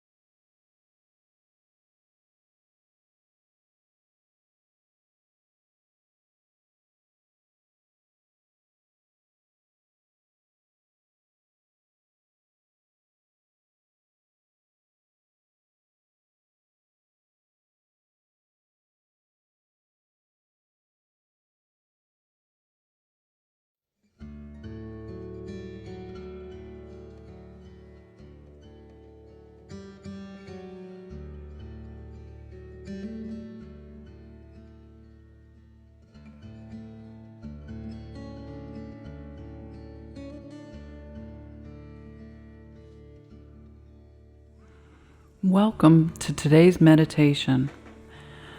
Find a comfortable place to sit or lie down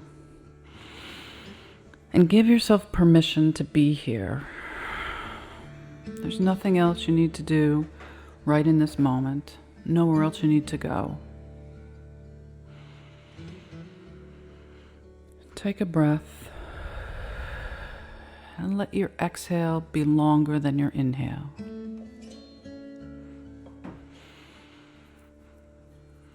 Breathing in through your nose and out through your mouth.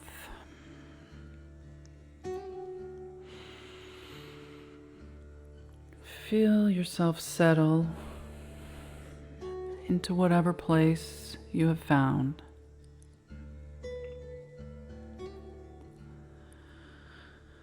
Know that you have come to this moment for a reason.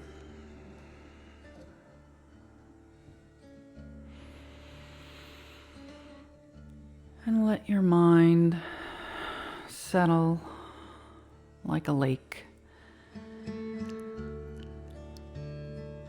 that settles after a long, busy day, coming into a quiet night.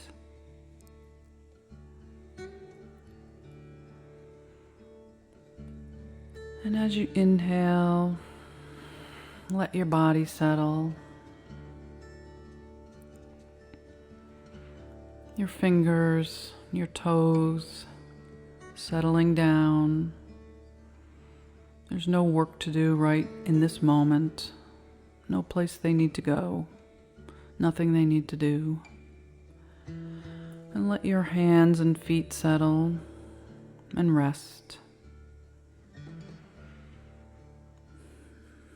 And let your arms and legs settle. They can move and shift to find a more comfortable place. Let your body find something a little bit more pleasurable right in this moment. What would feel a little bit better for you right in this moment? Find that. And settle.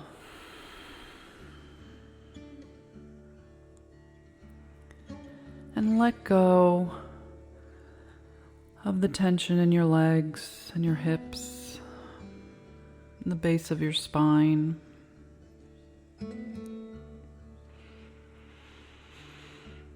And imagine as you exhale, the base of your spine has a cord that runs from the base of your spine all the way down to the center of the earth.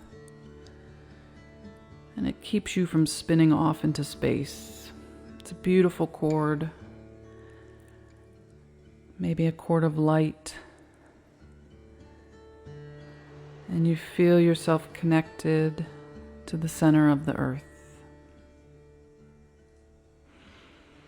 And that cord has energy all the way up through the earth, through the base of your spine, all the way up every vertebrae of your spine, up to the base of your skull. And as you exhale, you relax.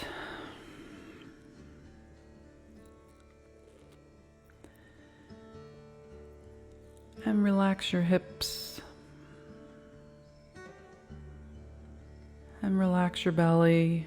And relax your back. And let your shoulders reach up towards your ears and then settle back, letting your wings, your shoulder blades slide down towards the base of your spine. And relax your jaw. Let your tongue separate from the roof of your mouth as you exhale. And relax the small muscles around your face. Relax your forehead, letting the muscles smooth out around your facial expressions.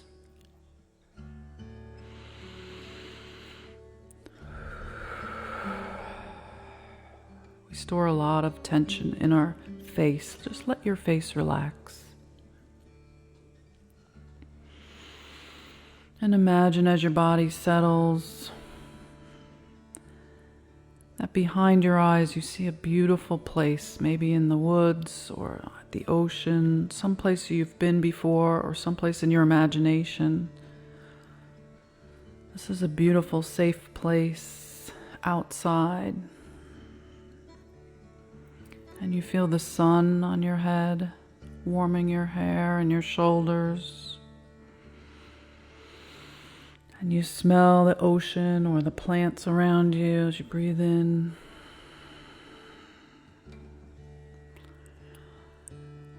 And imagine what you feel under your feet. If you reached out to the left and the right, what would you feel? What do you see? What colors are around you?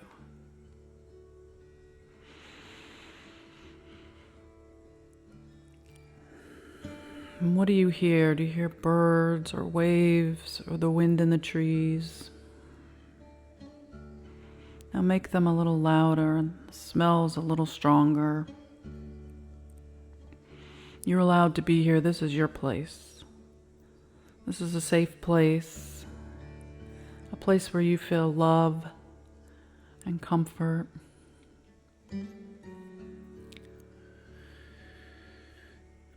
And in this place, there's a path in front of you, a path in the forest or on the beach. And you walk this path slowly, feeling every step, feeling what's underneath you, letting your feet settle onto the earth.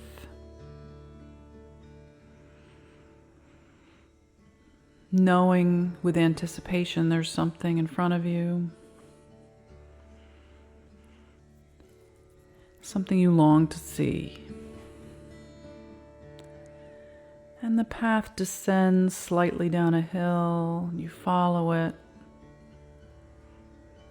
listening to the sounds and feeling the sun. And if you reach out to the left or right, just notice what your fingers touch and what feels like to touch that. And slowly as you meander down this path, it opens up into a beautiful clearing.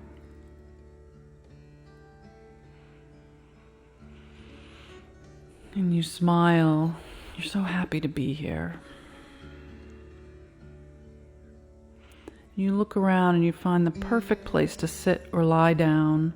Maybe you've been here before or it's someplace brand new. It feels familiar and light. And notice how it feels to finally rest. And you rest and you breathe and you exhale finally.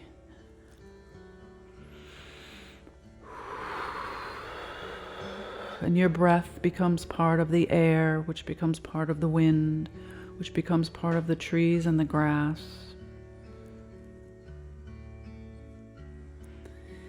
And you notice as you look around that something is coming towards you from outside of the clearing. It could be an animal or a person, and you don't feel afraid. You feel hope and anticipation. And it's something familiar or someone familiar. And as they come towards you, you notice. You notice if it's a person, what they're wearing, if they're smiling, if they're a man or a woman or something else, if they have hair or jewelry, if they're old or young. And as they come closer, you notice that they are so happy to see you. And you can feel from them the love and the excitement. And they stand just outside the clearing with a welcoming smile.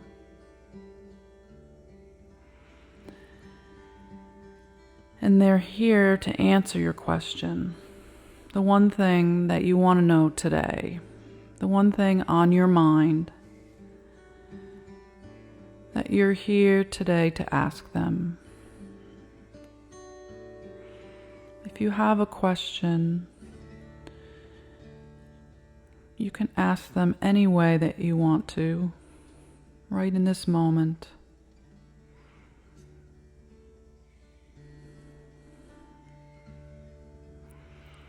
And then just listen for the sound of an answer. It could be a word or a symbol, or they might hold something out for you to see.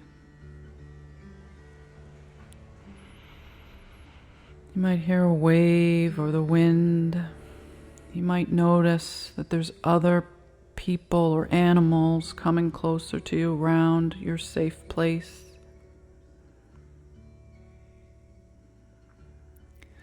You might have a feeling in your heart, a knowing in your intuitive self, in your belly, in your center. The answer may also come later in a dream or a sign.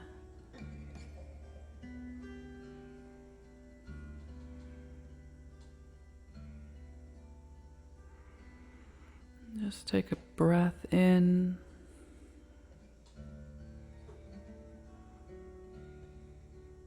and out.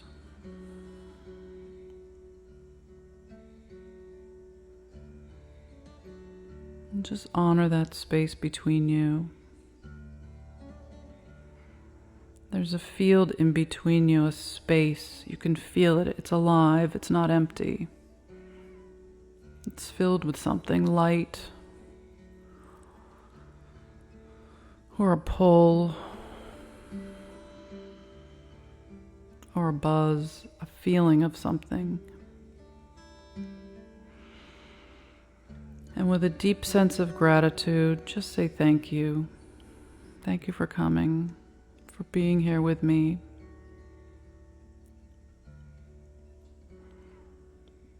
And just honor this guide who has come to you, who is with you, who is you.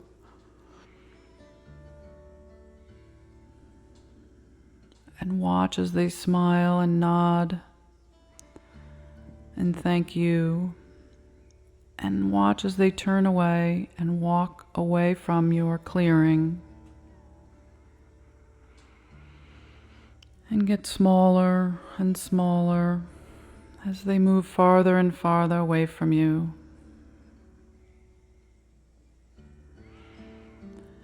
And know you can come back here whenever you want. As you look around your safe clearing, your beautiful place, if there's something here that you'd like to pick up and take with you and put in your heart or in your pocket, something you want to put in your hand or in your mind to remember this place, look around and pick it up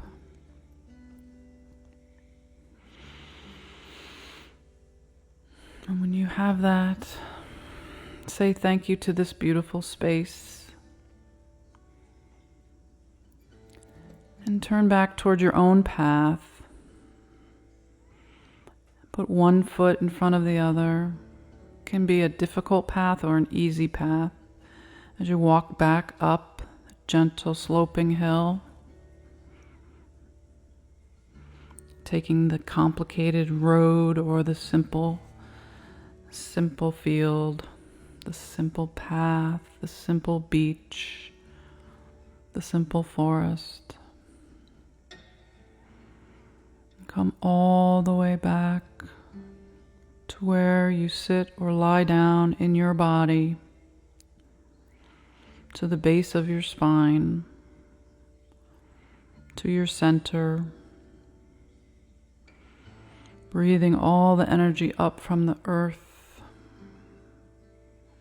and come all the way back to the room that you're in, to the sound of my voice, to the sounds outside the room, to the sounds outside the building where you are, or the greater outside if you're outside, and feel your feet on the ground and wiggle your toes and wiggle your fingers and stretch into the body that you're in, inside the skin where you live, and take a deep cleansing breath and take a deep stretch and slowly open your eyes. And know that you will come back from this meditation with the answers that you need. And have a beautiful day.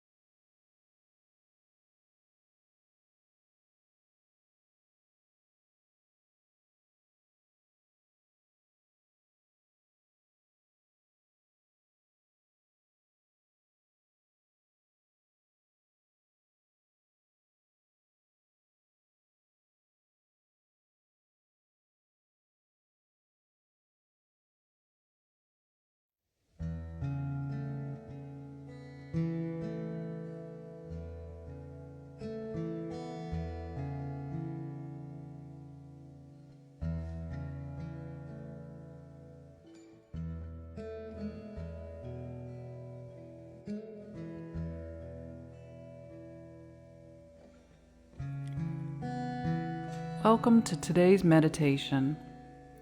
Find a comfortable place to sit or lie down.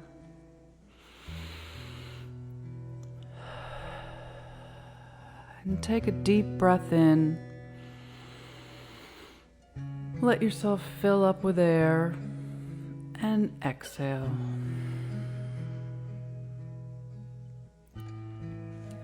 Let yourself be here in this moment. There's no place else you need to be. There's no place else you need to go right in this moment, right now. Deep breath in and exhale.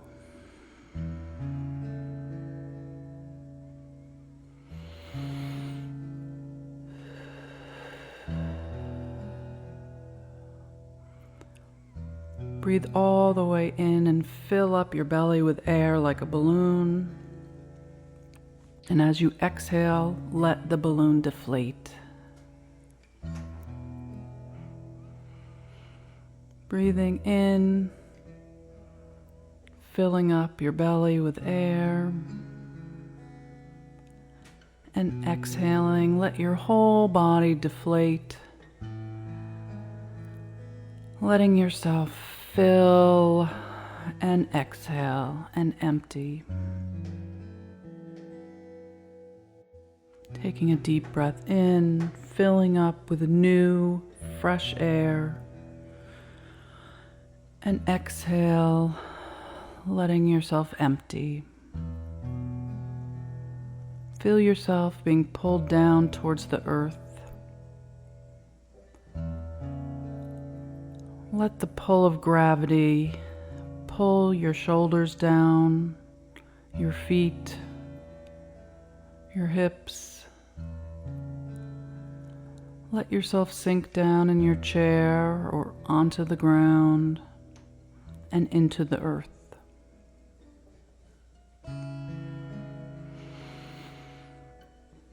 Fill up and empty.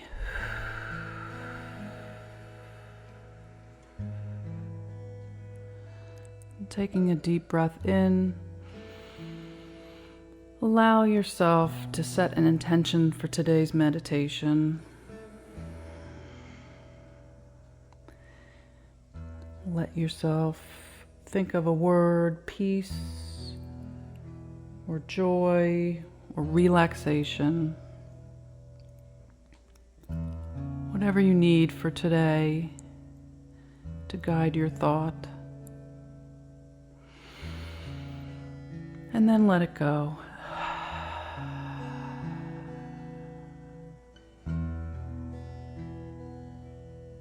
Breathe in and exhale.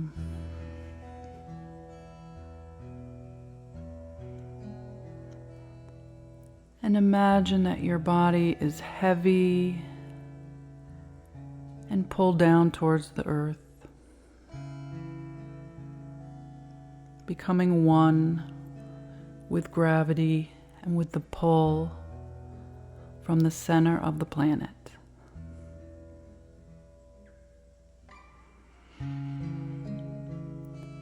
And imagine the bottoms of your feet are like trap doors, and let them open.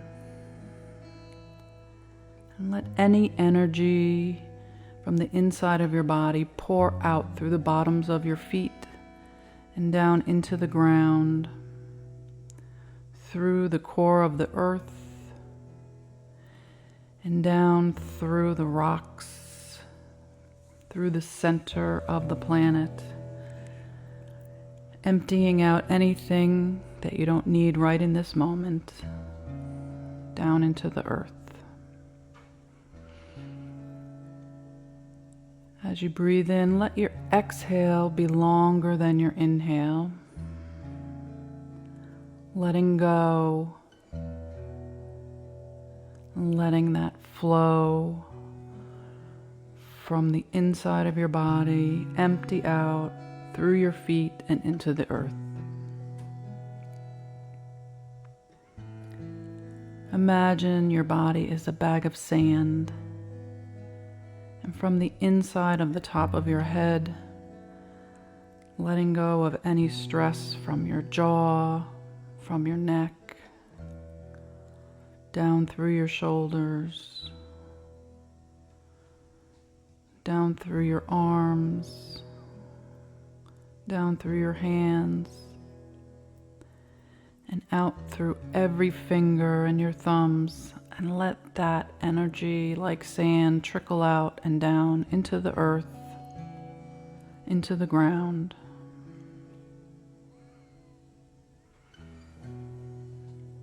And as you exhale, let any stress from your shoulders, anything you're carrying, any rocks or pebbles or boulders roll off your shoulders and down your arms and down into the earth. You can pick them up later, but just for now, let them go. Any burdens you're carrying, let them flow down into the earth, where they're absorbed into the ground. And you can feel them as they flow away from you. And as you exhale, you can let go of anything tight around your chest, around your heart space, behind your heart, around your ribs.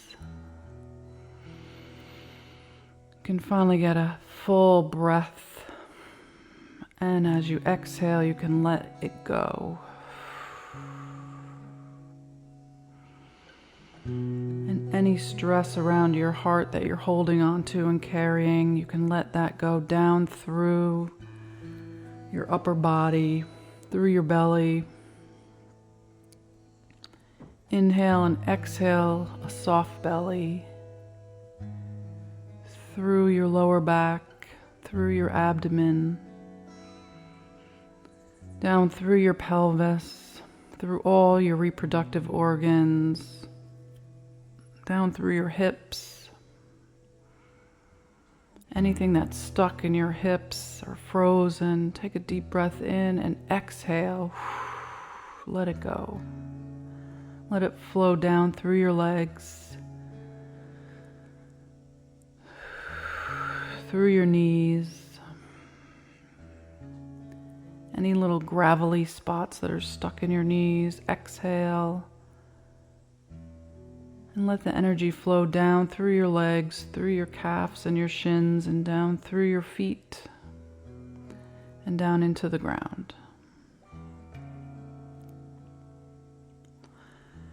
And imagine the top of your head opens up, and a bright light from above flows down in through the top of your head, and down through your body. And it washes down over your head and over your shoulders and over your arms and outside of your skin, all the way down over your back, over your front, over your sides, all the way down your legs and into the ground. And imagine now anything you need. You can breathe up from the earth through your feet. Any energy you need, anything you're longing for, anything you feel is missing. Breathe it up now from the earth.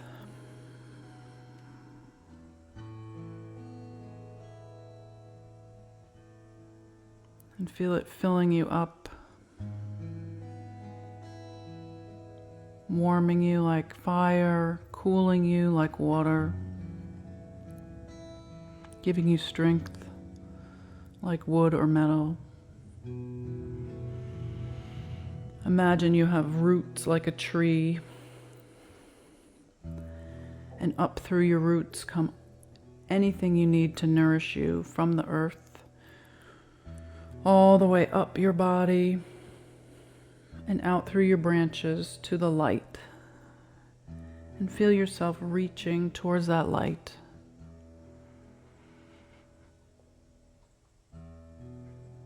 And imagine now if there's anything you need from that light, anything you desire at all, know that that is in the light right now.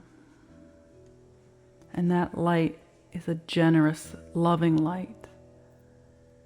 Imagine it is a color or a glow. And imagine it comes down and fills you up. And it's a bright light around your heart.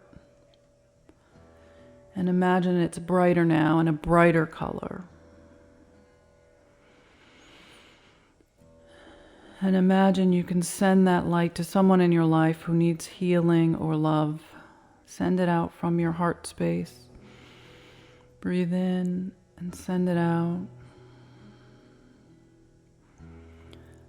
Feel yourself pushing it out, outside of your body, outside of the aura of light around your body. Send it out into your town, out around the planet, out to someone you love.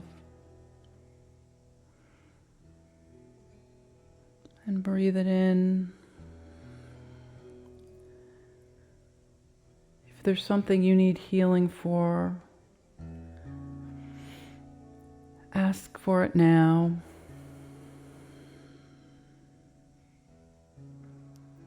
And take a deep breath in with gratitude to the earth, to the planet, closing up the bottoms of your feet, knowing you can come back whenever you need anything from the earth. Any energy, any gifts, it's always here for you. Take a deep breath in and honor the light above. Know that that is always here to provide you with anything you long for, anything you desire or need. And either imagine your palms on your heart or cross one palm over your heart and the other palm over your other hand. Thank yourself for being here today, in this place, in this moment. Take a deep breath in and exhale anything that no longer serves you. And know you are always here for you.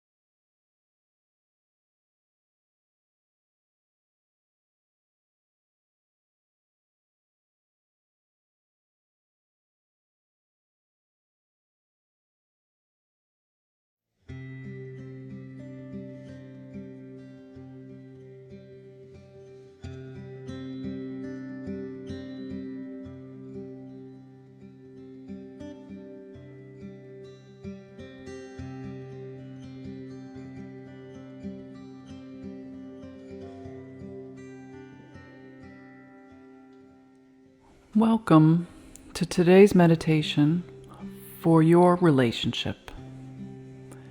Find a comfortable place to sit or lie down, facing each other.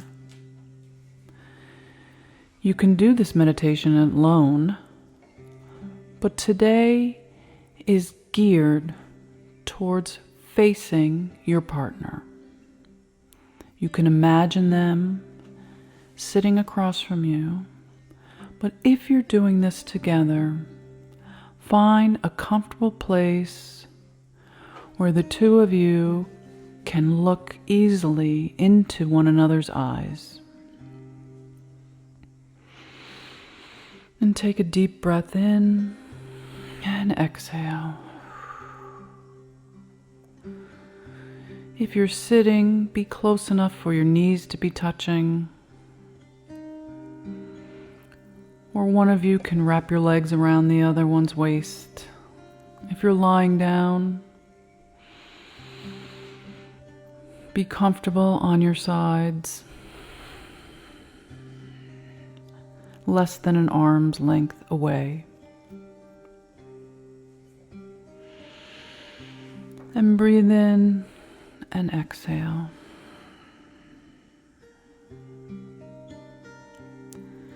With soft eyes, welcome your partner.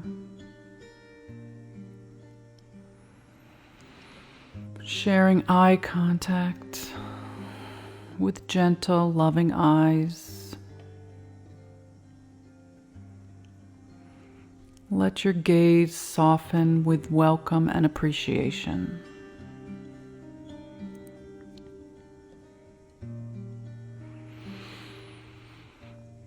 As you inhale and exhale,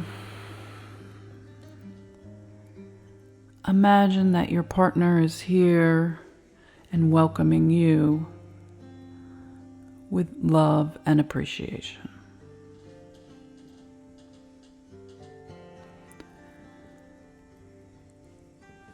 Relax your breath.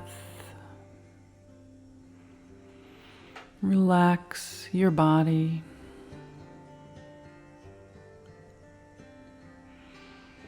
Feel your feet. Relax, feel your legs relax. And feel the base of your spine relax into the chair or the floor.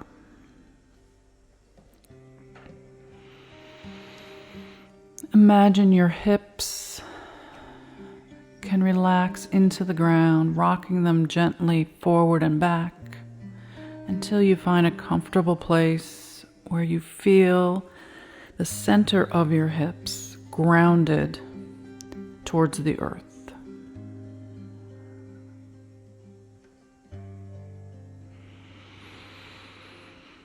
And exhale.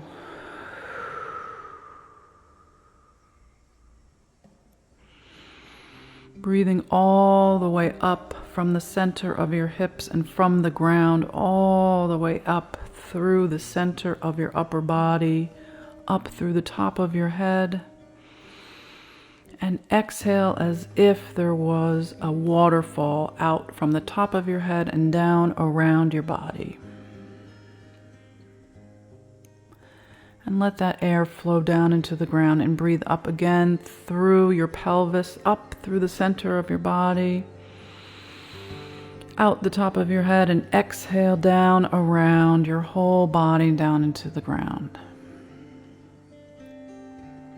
And you can close your eyes now and just feel yourself breathing up through your center, between your legs and up through the center of your body, as if a rope was pulling the top of your head towards the sky all the way up. And exhale, let it flow out and down around you and down into the ground. And as you inhale, pull up everything from your pelvis, your genitals, all the way up through your abdomen, clenching, breathing up, pulling the air up through the top of your head. And as you exhale, release everything, all of your muscles down into the ground. And just do that twice more. Breathe up, pulling up all of your muscles through your perineum, up into the sky, through the top of your head, right in the center, through your brain, out through the crown of your head, through your crown chakra, up and down around your body. And once more up through your perineum, through your pelvis, through your center, through your heart chakra, up through your throat, through your third eye, through your forehead, up through your crown, and down and around and outside of your body. And relax, knowing you're not alone. You're here with this other person that loves you and cares about you. And sink into that feeling of being with this other person.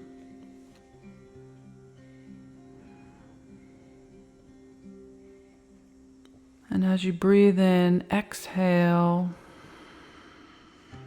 and feel your heart space open, imagining a color, a green or a gold or a pink or a white, expanding your heart space as you exhale. Breathing in and exhaling, expanding that space or that color.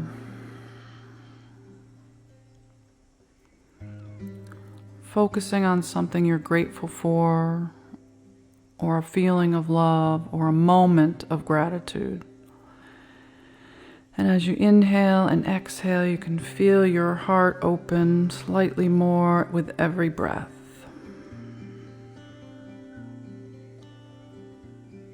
Remember a time when you felt grateful, when you felt appreciative, and breathe that in to your heart space.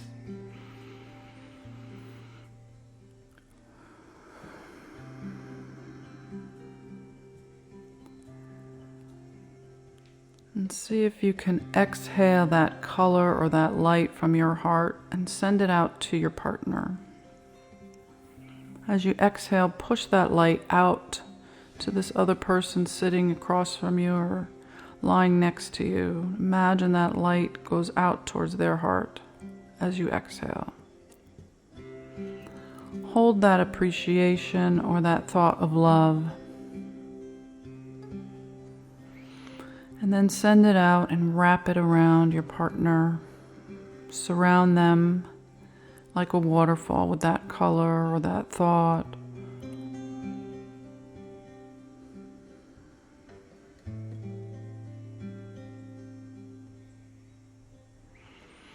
As you breathe in, feel them send love to you.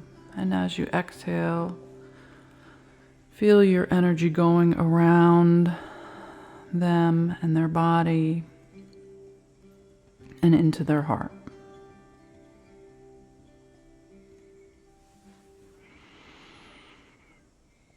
And slowly open your eyes to gaze into your partner's eyes, just staring softly into their left eye.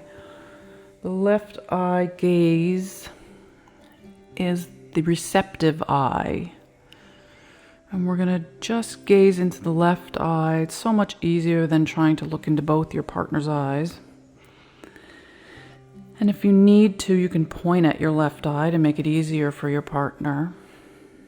We're just going to do some left eye gazing and take some deep breaths now, gazing softly at your partner into their left eye, and breathe in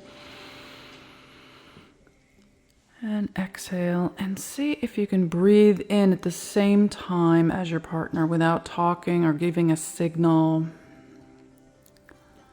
A soft gaze and an inhale, sharing your inhale at the same time, both of you breathing in and exhaling. Finding that rhythm just naturally, like we do in our sleep. When we sleep with the same person every night, our bodies naturally find a breath.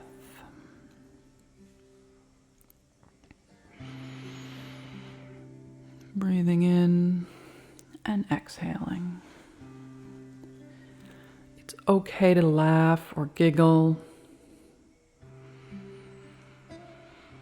It's okay to find that space in any way that feels right to you. Breathing in and gazing. And notice as you breathe and your partner's face is in front of you, it may seem to change. You may see who your partner really is behind the expression. You may remember who they really are. See the love and the care that they bring to this moment. See the truth of who they are behind the mask, behind the stress. And just appreciate who they really are behind that face as they breathe in and exhale.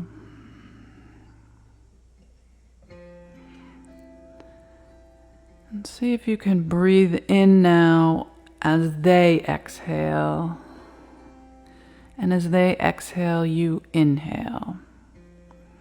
Imagine a circle of breath. Breathing in and exhaling. The two of you remembering the truth of who you are together, finding that rhythm. Breathing in and exhaling like a circle of breath, like a circle of energy. One of you giving and the other receiving.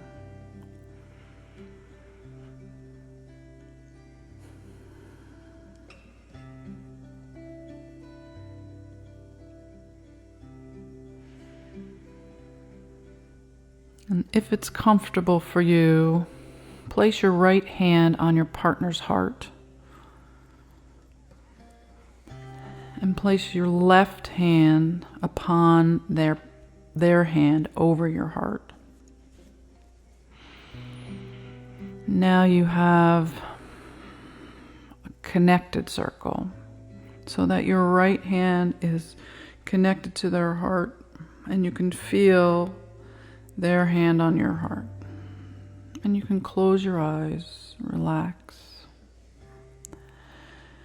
And let your breath return to a relaxed place.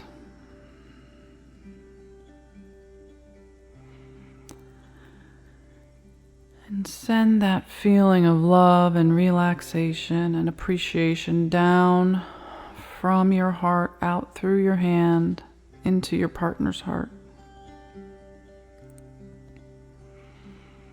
And feel that love and appreciation up through your heart, from your partner's arm, through their hand. And now make it bigger. Make it a bigger feeling of appreciation, of gratitude, kindness. Send that energy out and down and around and into their heart. And breathe in the feeling of gratitude and love and kindness into your own heart.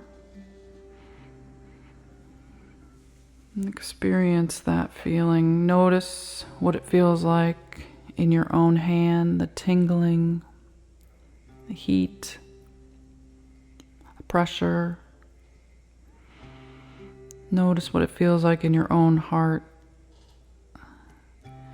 The heat, a tingling, an expansion.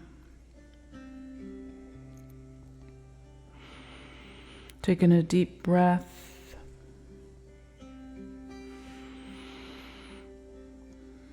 Whenever you're ready, put your hands down wherever they're comfortable. Relax.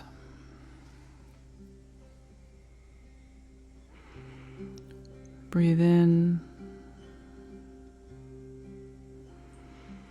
Notice the energy around you and around your partner. Let it flow through you and down into the ground and around you. Let it feed you and feed your partner. Send gratitude for this moment and for their presence. And bow your head slightly to honor them for being here and to honor yourself for showing up in this moment and in their life.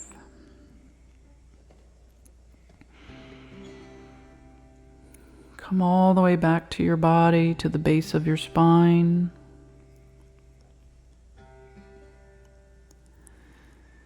Put your hands together in front of your heart. Feel your palms against each other.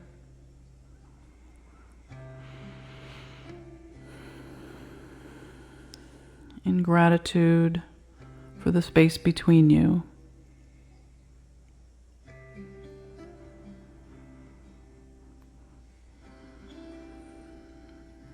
And thank you for this meditation and for this moment.